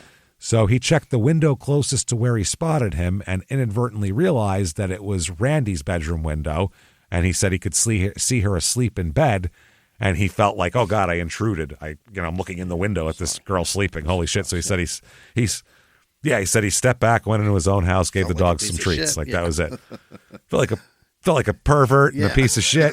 I didn't whack it, but still sleeping, and I felt gross. Felt awful. So he said that he was glad to get rid of that guy. He said there'd been some break-ins in the building only a couple days earlier. Randy had told him there'd been a number of things missing from her apartment. So someone must have broke in. He said since then he's made a habit to keep an eye out, and he said maybe he scared the guy off for good this time, but he never saw the person. He said it was looked like a thin, young, and agile man. That's all he could get out of it. We don't know. Could have been a ninja. We have no idea. It was dark out. I don't know what to tell you. It was dark, yeah. So he said it was just an adult with a white form, approximately 2/3 the width of the person, or in front of the individual's abdomen. He said he called out and fled. He called out, the guy fled. He said he chased him a short distance, but stopped because he was unarmed. And he just called the police. And the police examined the exterior and said, all right, everything looks good, and that's fine. So days go by. Days go by. And the following Monday, the landlord's wife here, the landlady, I guess, went into Randy's apartment because one of Randy's cats was crying and crying and crying, and she didn't know if she was hungry or what the hell was going on. As she walked down the hallway, she said she smelled something like old blood coming from the bedroom. Or was it vomit? It could have been clam chowder vomit. We don't know. Someone could be gutting a deer in the living room. We're not sure. We don't know. So she opened the door to the bedroom and found Randy. Yeah. She was on her back on the bed, face turned toward her left shoulder, legs spread with her knees straight. So extended out this time, not like making a diamond shape. Her right arm extended above her right shoulder while her left arm rested by her side. This sound familiar? Yeah. Under her forearm, her left forearm, was the book More Joy of Sex. Oh, the That's sequel. placed right under her. And a plastic dildo is in her mouth. Her brains are leaking on the bed right now. Oh, my God. There's brain matter all over the bed. This is a bad one. It's another pose. Medical examiner determined that she died from several multiple head wounds inflicted with an object such as an iron bar or an aluminum bat. She's also covered with post-mortem stab wounds. They said she was stabbed and basically covered from her scalp to the bottom of her feet with 231 small knife wounds. Wow. What's the deal? 230. Some of them are in patterns, like on purpose. Yeah, like an art project. They appear to have been inflicted after death, and I guess this is piquerism, they call it. It's a necrophilic perversion, piquerism. Because like poking. Okay. Yeah. So the forensic evidence reveals the presence of a single pubic hair from a black person at the crime scene. The hair could not be matched anyway to any samples there. Fingerprints, no fingerprints found. They said it looked like somebody had wiped the scene down. They found no fingerprints of anybody. They also found the bat, and the killer had wiped down the bat because that was there and clean. So they think it was an aluminum bat that did it, and taken every knife in the kitchen. Really? That's all that's missing. All the knives. Just knives? Just all the knives. Yep. So they theorized that he used a kitchen knife to violate this poor woman and then took them all so the real weapon couldn't be identified ever. If you get all of them, if you take the one you used, you know that's the one. And her favorite amethyst ring was missing. They said that she had been wearing a ring that was removed during the assault, and obviously the one cop said, I know that all of us felt that when we found the ring, we'd find the killer. Well, no shit. Yeah. So the Seattle Times is now running articles titled The East Side Killer. Yeah, because there's a bad man on the loose. This is now a serial killer, referring to the geographic placement, and basically said, since when do lunatics have their field day, a local paper asked. A cartoon analogized that the Bellevue, basically compared Bellevue freak to Jack the Ripper. Wow. One commenter remarked that Ted Bundy, though he was dead, I'm sure had been resurrected and went to Bellevue. So people are just, it's all that shit. Now, remember John Comfort? I do, yeah. He's going to get a little more comfortable because they take him off surveillance. Mm-hmm. He has an alibi for his whereabouts at the time of the murder, but they also doubted that knowing he was under watch, he would have attempted another crime like that. So he's not the serial killer. They're thinking now, whoever killed one, killed them all. So if you couldn't have killed that one, you didn't kill the other two. Now they find out George knew her. Mm-hmm. On one occasion, Randy's boyfriend drove her home in her truck, and George followed in the boyfriend's car. So he knows where she lives. Right. That's what it means. A few weeks later, George and some friends drove out to Renton, which is a town, to help Randy put a new battery in her truck. Then George rode back to Kirkland with her. On a third occasion, Randy was at a bar and George came over to talk. So they know each other. He's been to her house more than once. After the murder, George made disparaging remarks about her, stating that she slept around, used men, and that she was a whore. Okay. Now, where the fuck was George on August 30th Where and 31st indeed? here? Well, because it was Labor Day weekend, he and some friends were going to Canada that weekend. Yeah. And on August 30th, the night before they left, the group stayed in a motel. George left the hotel dressed in dark pants, white tennis shoes, a blue dark sweatshirt, and a dark cap. He said he had to go to work. Okay, he doesn't even have a job. What are you talking about? He returned at 6 a.m. wearing the same clothes. He didn't have a car, by the way, so he did this on foot. Randy lived about a mile from the hotel by car, but walking distance was shorter because if you took the direct route. A friend of George's said that she received a ring from Russell several days after Labor Day. Was it an amethyst? It's an amethyst ring. Yeah. And she wore the ring several times, then gave it to a friend who pawned it. They later retrieved the ring from the pawn shop, and Randy's sister-in-law identifies the ring as the one that she had given to Randy. Oh, boy. So police brought the ring to the jewelry store where the employee identified it as the one he worked on for Randy in February 1990. And so then there's a kid named Matt McCauley, who's 16. He's a neighbor of Carol Beef. Soon after the murder, McCauley told police that he saw a blue Corvette with a black top driving near Carol's house around the time of the murder. He also said he heard a cat scream around that same time. Oh. Weird. So they interview him, and he described using alcohol and drugs and having drug-related hallucinations that whole summer. Nice. And he also said that he definitely drank some bourbon that night. So we don't know how reliable of a witness he is what I'm saying. But he's fun. Here we go. He's fun. Yeah. September 12th, 1990, Robin Oldenburg. She is a young lady packing up for a trip when she notices a strange sound. She said, all of a sudden I heard a knock on my window. It was a very firm knock. I was really nervous. Everything was going on. But my first thought was, you're being paranoid. But the noises continued, so she called the police. Oh. When they arrived, they found the screen from her door was missing. Someone was in the process of breaking into her house. And they had a suspect because someone had been driving away as the cops drove up. Oh? They ran the plates and learned that it is George Russell. Oh, boy. And they also learned that he had a warrant out for his arrest for impersonating a police officer. So they chased him down. They said he can have all the excuses he wants while he's here. He's going to jail for that. So she said, the woman here, Robin, said she was shocked to learn that this potential assailant was George because she knew George well. Friends with him. Familiar. Yep. Yeah. She said, the first time I met George Russell, I thought he was a fun, happy-go-lucky, great guy. But things started to change, and I realized there was a dark side to him. Mm-hmm. So George is arrested on outstanding warrants and under investigation here. He said they asked him about the other women, and he explained that, yes, he knew Marianne and he knew Randy. And he said he had an alibi. Well, he gave an alibi for his time of the murders. And he also told the police that the night with Marianne with the truck, he used his friend Smith McLean's pickup truck that night. But I didn't kill anybody. I just used the truck. Yeah. He denied killing people, but he also refused to hand over a DNA or hair sample. Why? Won't do that, though. Yeah.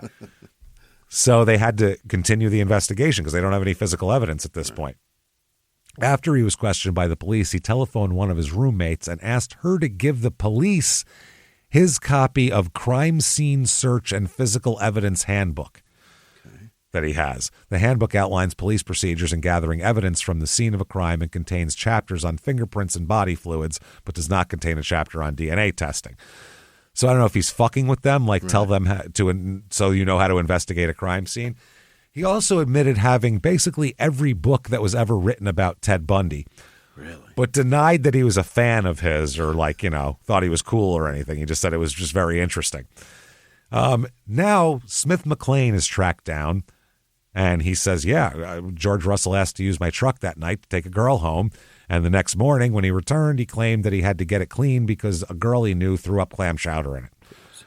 So he said he remembered saying it smelled like blood or as if something had been gutted in there instead of a person vomiting. So based on this here, everybody's saying he had the truck. They go to do tests on the truck on October 11th, 1990. They remove the interior of the truck. Now, it has been cleaned and detailed during the summer, but the floor mats had not been cleaned in detail. Oh. The seat did. So McLean had removed the floor mats, which were made from house carpet remnants. No. Weather tech, eat your heart out. Here's a 4x2 that I cut out of the bathroom. Carpet scrap from the fucking guest bedroom here. He had put them in the garage because they smelled so bad. Didn't throw them out, just put them in the garage. So the upholstery in the truck reacted positively for blood, and antigens that matched the blood and HO and A antigens, which matched the HO and A antigens in the vaginal swab taken at Marianne Polrich's autopsy. Both antigens could have been contributed by her herself because she was a type A secretor. George was type O, although he could have been the source of the HO antigens, he could not have contributed the A antigens. Mm-hmm. The state also sent the vaginal swab and upholstery samplings for DNA testing. Poor quality of the samples, but they did conduct a PCR test, which is kind of like the most basic DNA test they can do. Okay. That's like the first one that they do just to see if you're even in the ballpark. Got it. And then if certain things match up, then you go to more specific DNA. Yeah, this is one of those, 1 in 5,000 people type of thing or whatever, 1 in 10, whatever the number is at that particular thing. But it's not the 1 in 8 billion type of shit. So the PCR test results indicated that neither George nor Smith McLean could have been the source of the blood in the truck, but that Marianne could have been. The testing also revealed that only George, of all the comparison samples, could have been the donor of the sperm. Only George. In addition to the sperm and blood and the one hair from a black person consistent with Russell's was found in the debris on the sheet in which her body was wrapped, by the way. 5 fibers in the pubic combings were consistent with the truck carpet, as was 1 fiber from the sheet debris. Another fiber in the sheet debris was consistent with the truck's upholstery. Okay. Yeah. They also were able to track down her ring, like we said. They got that. Apparently, it was discovered that in a pawn shop in Canada here. They were able to get the ring back, identify it, and really tie him to the murder. So they charged George with murdering Marianne, Carol, and Randy Levine. All 3 of them. Levine. All 3 of them. He wants all of his statements tossed in pretrial. Sure, of course. He said the police failed to read him his Miranda rights prior to questioning. He sought to have them suppress not only that statement, but also fruit of that statement. Yeah. Him saying he was in the truck led to the truck search, which he wants that out too, because that's part of it. They got that from his statement here. Now, the trial court concludes that the questionings occurred in a custodial setting requiring police to read the Miranda warnings. But due to conflicting testimony, the court found the state had failed to prove by a preponderance that Russell had been advised of his rights, so the state was not permitted to use his statement in the case. The court found, however, that his statement was voluntarily given, that he was and that his free will was not overborne, noting that the atmosphere in the interview room was relaxed and friendly. Evidence also indicated that Russell had been Mirandized on previous occasions, including one occasion 4 months before the questioning. Well, that doesn't. You have to do it every time. You can't. They do it when they'll leave the room for an hour. They'll Mirandize somebody, just for shits and giggles here. They said he knew his right to legal counsel was also clear since he eventually terminated the questioning by asking to speak to an attorney. Before his statement was voluntarily given in a non-coercive atmosphere, the trial court ruled that the evidence derived from his unmirandized statements would be admissible now. So before it got contentious. The court excludes the defense evidence of similar attacks, and I say evidence with quotes around it. They want to put 2 other assaults into the mix here that occurred in September of 1990, and they state that the incidents were similar to Carol Beath and Randy Levine because the female victims lived on the ground floor of an apartment building and both received head injuries inflicted by a heavy object. But they said there's absolutely no connection. They said the first assault occurred early in the morning. The victim had locked herself out of her apartment building and was banging on her door when a man approached offering his help. They walked around to the back of the building to see if she could climb in a window, and he struck her on the head with what appeared to be a rock. She screamed and he fled. There's no posing. There's no anything. So nothing there. Second assault happened when a victim was surprised a burglar in her home. The burglar struck her once in the eye, then fled with money. Yeah, he had an alibi because he was in custody, but they said there's no similarities here at all. There's also just because there's a murderer and serial killer that breaks into place doesn't mean that every burglary is him. Exactly? Yeah, they were trying to do that. They also said they want to get in. The court refuses to admit evidence that 2 men, George Grums and Brett Carlson, may have murdered Marianne and Randy. George Grums was considered a suspect in a rape murder case where the body was left in a parking lot. The victim in that case was a black woman with a history of prostitution and a heroin habit. Right. She had been seen driving with Grums, although her body was left in a parking lot, fully clothed and not posed. So nothing like this is what they're saying here. So anyway, also there's condoms. He wants to exclude the unused condoms found in his belongings. The state asserted that the condoms were relevant to rebut an argument that Carol Beath and Andrea Levine had been killed by someone other than Mary Ann's killer because semen was found at the scene of Mary Ann's murder and not at the other two murders. Okay. So the state intended to argue that the absence of semen in the bodies of Levine and Beath could be attributed to the use of condoms. Now, they said the court indicated here they concluded the condoms are out, and then the next day they came back and said, change my mind, condoms are in. Condoms are in. It's fucking wild. So the trial comes up here. DNA, I could do a 4-hour show on the fight over the DNA, and I'm not even going to get into it. I'm not going to get into it. Not going to get into it. Prosecution succeeds in admitting into evidence the controversial DNA tests for the hair, semen, and bloodstains, the PCR tests. But winning a conviction here is going to rest on more than this, I think, here. So the Levine evidence, they say George knew Levine, knew where she lived. On the morning of the murder, he was staying at a motel that was less than a 15-minute walk from her residence. Oh, boy. Early in the morning, he left the motel at approximately 5 a.m. An intruder was seen leaving her residence. The intruder, like George, wore dark clothing. An eyewitness saw something white, about 2/3 as wide as the person, superimposed against the chest or abdomen, and he was wearing a dark blue sweatshirt with a white logo on the front. After Randy's murder, George told some of her friends that he was a whore.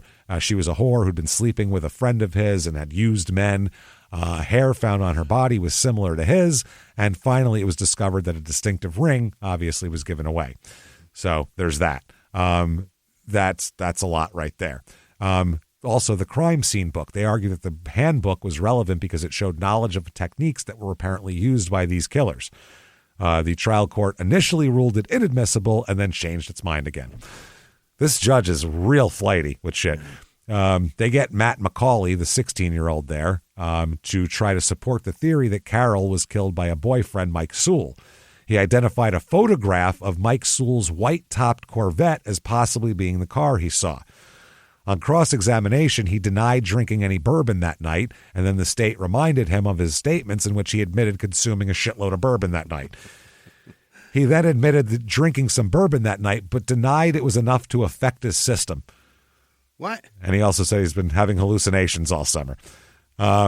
Wow.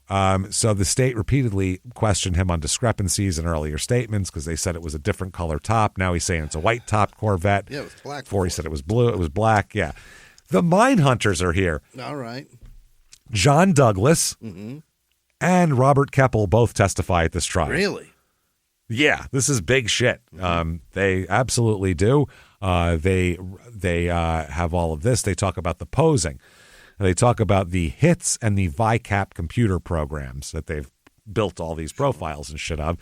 These programs use forms filled out by local law enforcement officials listing the various characteristics of homicides, and they enter it all in there. Now, the defense pursues the issue of the similarities and differences among the three murders, and the court allows Keppel to testify that his opinion of all the murders that they were committed by the same person. He said that all were killed within a short period of time of contact with the offender. Each crime involved the sexual insertion of a foreign object that the offender needed to display these victims and ensure their discovery, and all of that. They said that the fury that was expended at the crime scenes and the obvious lengths he went to show whomever found his victims' bodies the contempt he felt for those women, but speak of kind of deep residing cauldron of anger that's way beyond normality. Yeah, he's so mad. Wow. I guess so. Absolutely. They call him a violent necrophile and a sadistic necrophile. Sure. And they said that because they were, what he told them, basically, he's saying that these women needed to suffer. Pleasure came when he was able to deliver it with the wax of a baseball bat or an iron rod or whatever he used to smash their skulls. The physical act of killing sparked such a fury that he reached a form of sexual satisfaction releasable only through prolonged violence. Right. That's why, although he knew that they were dead, he'd still keep going at them because it felt good. That's the same reason why BTK came in his pants when he would fucking kill somebody. So they said, of course, his warped sense of justice, the murders wouldn't have been a success unless he could tell the world what sluts they were. So he would pose them into erotically weird shapes and then degrade them with leaving something phallic in them. So, yeah, they said that the reinforcing the concept of degradation he placed in and on the victim's sex toys and sexual propaganda, such as that book, all of that kind of thing. They said also he displayed a steadily increasing guile and confidence, spending more time with each victim as his killing spree progressed, which is absolutely true. Now, John Douglas here says that all the victims were posed that night and that exhibited the same signature. He talks about signature a lot. He said that the victims were penetrated vaginally, anally, or orally with some type of device or foreign object, and said the time frame of the murders pointed to one perpetrator.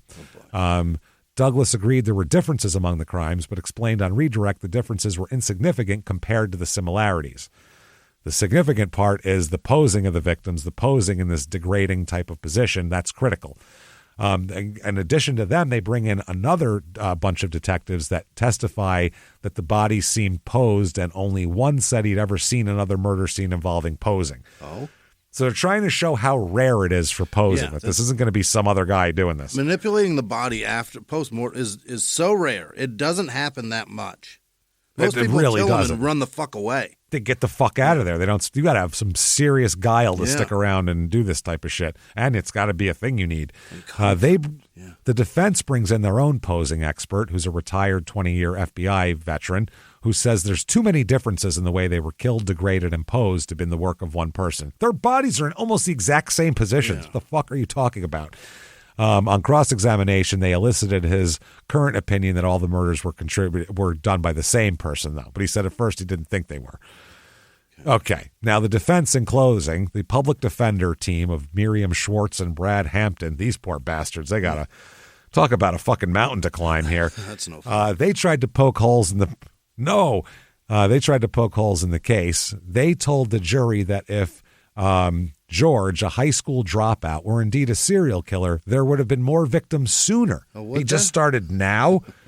He's 30. What are we talking? He was 32 years old. What are we talking about? They said that the one defense attorney claimed that Carol Beath's boyfriend, who left a fingerprint on a Coca-Cola can in her house, that's your killer right there. Problem is, he's got reason to have fingerprints on Coca-Cola cans because he goes there because that's his girlfriend. George, has no reason to leave a hair or any sperm behind anywhere. Yeah. So the verdict comes in 22 hours of deliberation. Really? 22 hours. I'll tell you why in a minute because it's fucking hilarious. The jury returns guilty of all three on first-degree murder. Okay. Or I'm sorry, first-degree murder for Mary Ann and aggravated first-degree murder for Carol and Randy. Really? Yes, because they did a lot more post. Okay. Yeah. Now, what the fuck took them 22 hours? Yeah, what were they talking about? Jurors told reporters that they weren't in any disagreement. They were never in argument. They thought he was guilty from the beginning. They just took a long time to discuss how weird everything was. This is fucking crazy. They sat around like, dude, and then that one dude, like they just talked about the case and they were like, we should really, I mean, there's a whole courtroom of people waiting for us. We should probably go out and tell them what we thought. Let's not leave till we hammer all this shit out.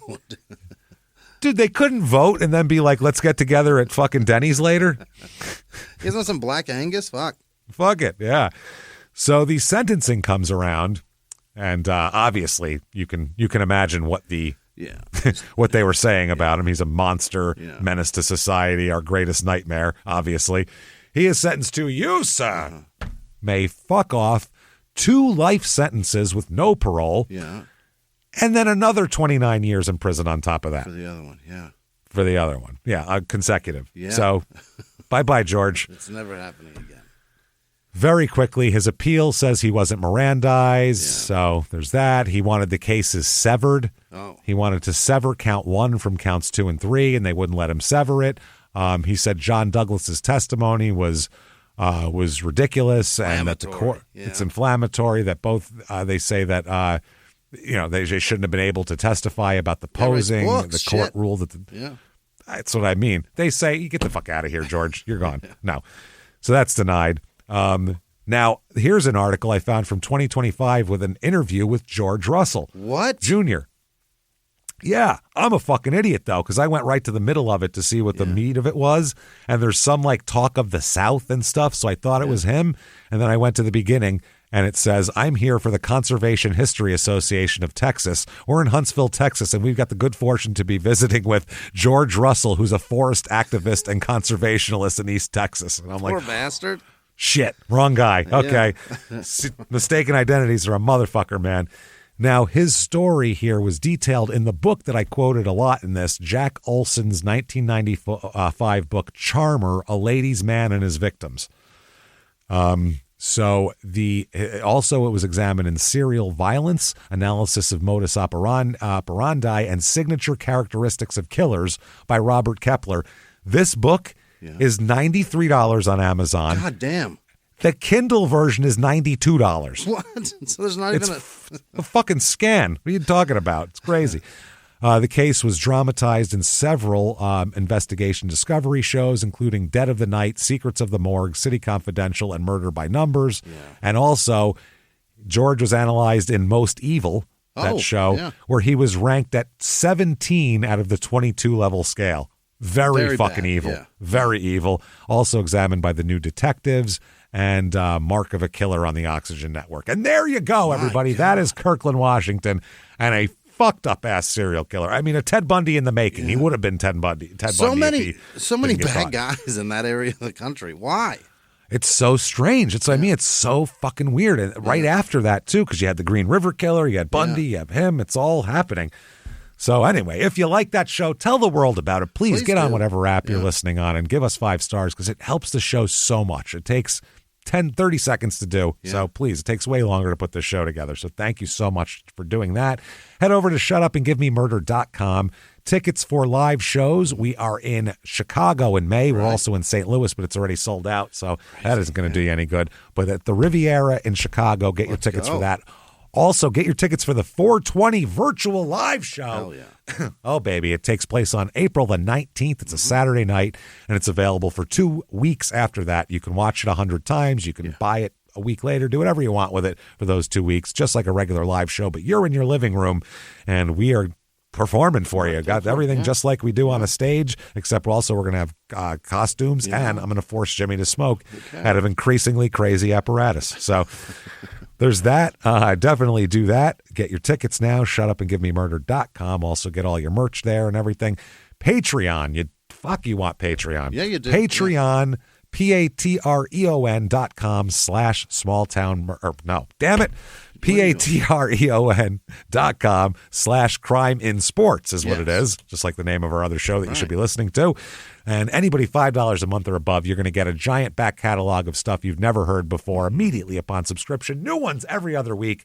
2 new ones, 1 crime and sports, 1 small town murder, and damn it, you get them all. Absolutely. This week, what you're going to get for crime and sports, we're going to talk about some scams in sports, including the Spanish Paralympic gold medal winning Spanish Paralympic team.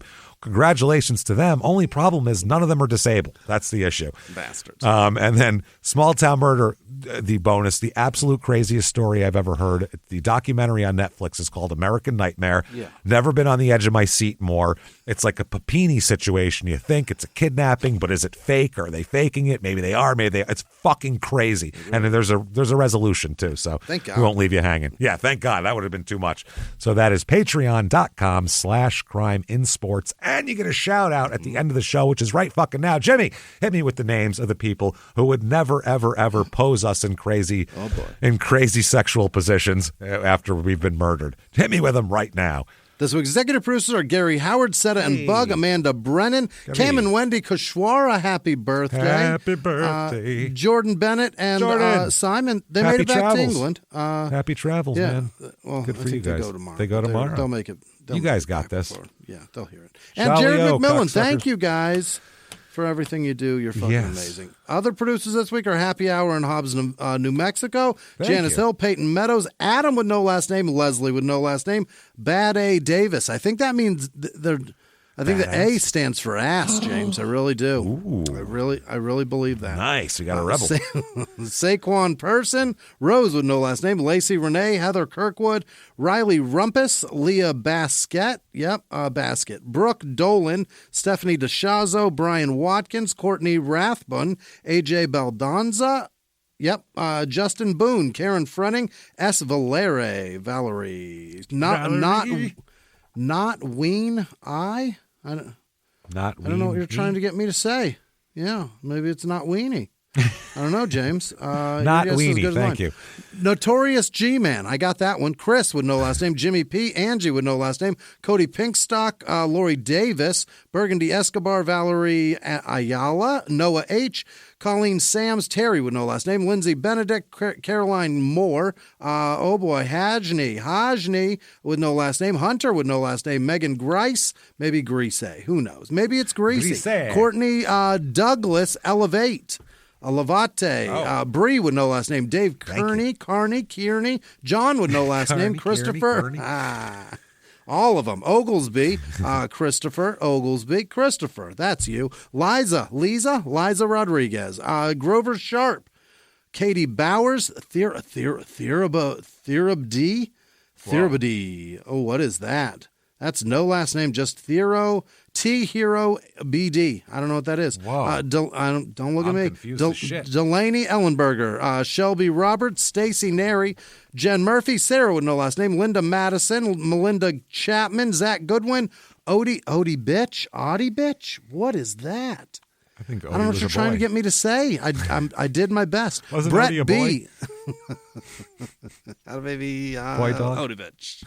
Zach with no last name. Brenda with no last name. Serena Emery. Anissa C. Alicia with no last name. Dana with no last name. Natalie Nagan. Crystal Canny. Sean with no last name. Amy Pritchard Sweeney. Abigail Udy. Abby Masiag. Mazar, Rose Ambrose. That can't be right, Ooh, but that's fun. No one would do that to you, would Sandwiching. they? Melissa Bookends, Burke, Rosie Bookends.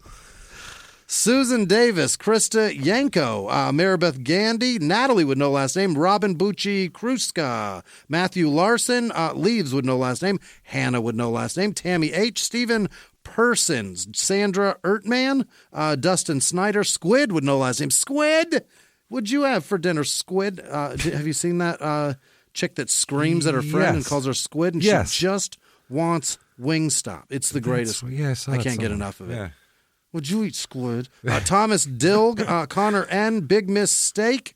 Oh, got you. All right, Isael, Ishil.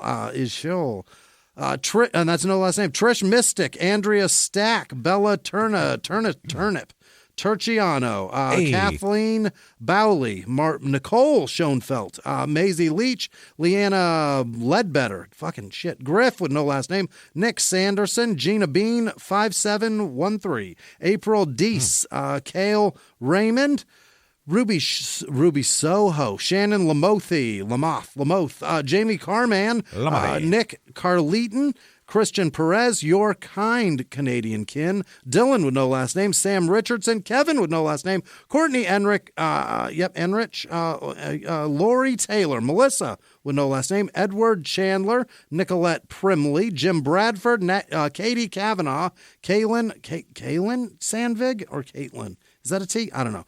It's one of those two, Caitlin or Kaylin Sandvig. That's who it is, James. Allison Combs, Sharon Schneider, Dylan Carmanique, Cormanic, Jesse Joy, and all of our patrons. You guys are the best. Thank you.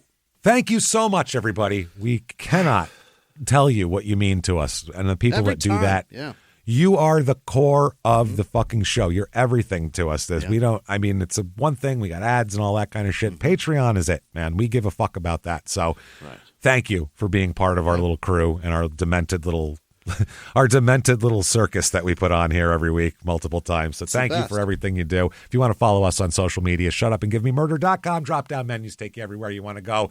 That said, thank you so much, everybody. And until next week, it's been our pleasure. Bye.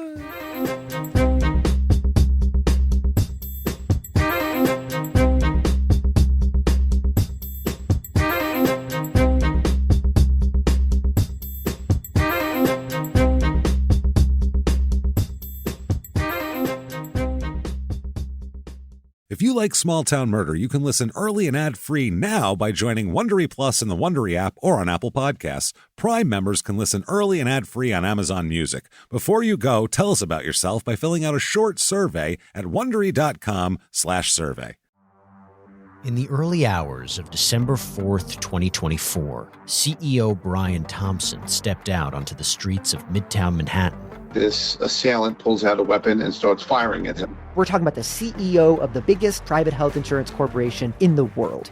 And the suspect, he has been identified as Luigi Nicholas Mangione, became one of the most divisive figures in modern criminal history. It was targeted, premeditated, and meant to sow terror.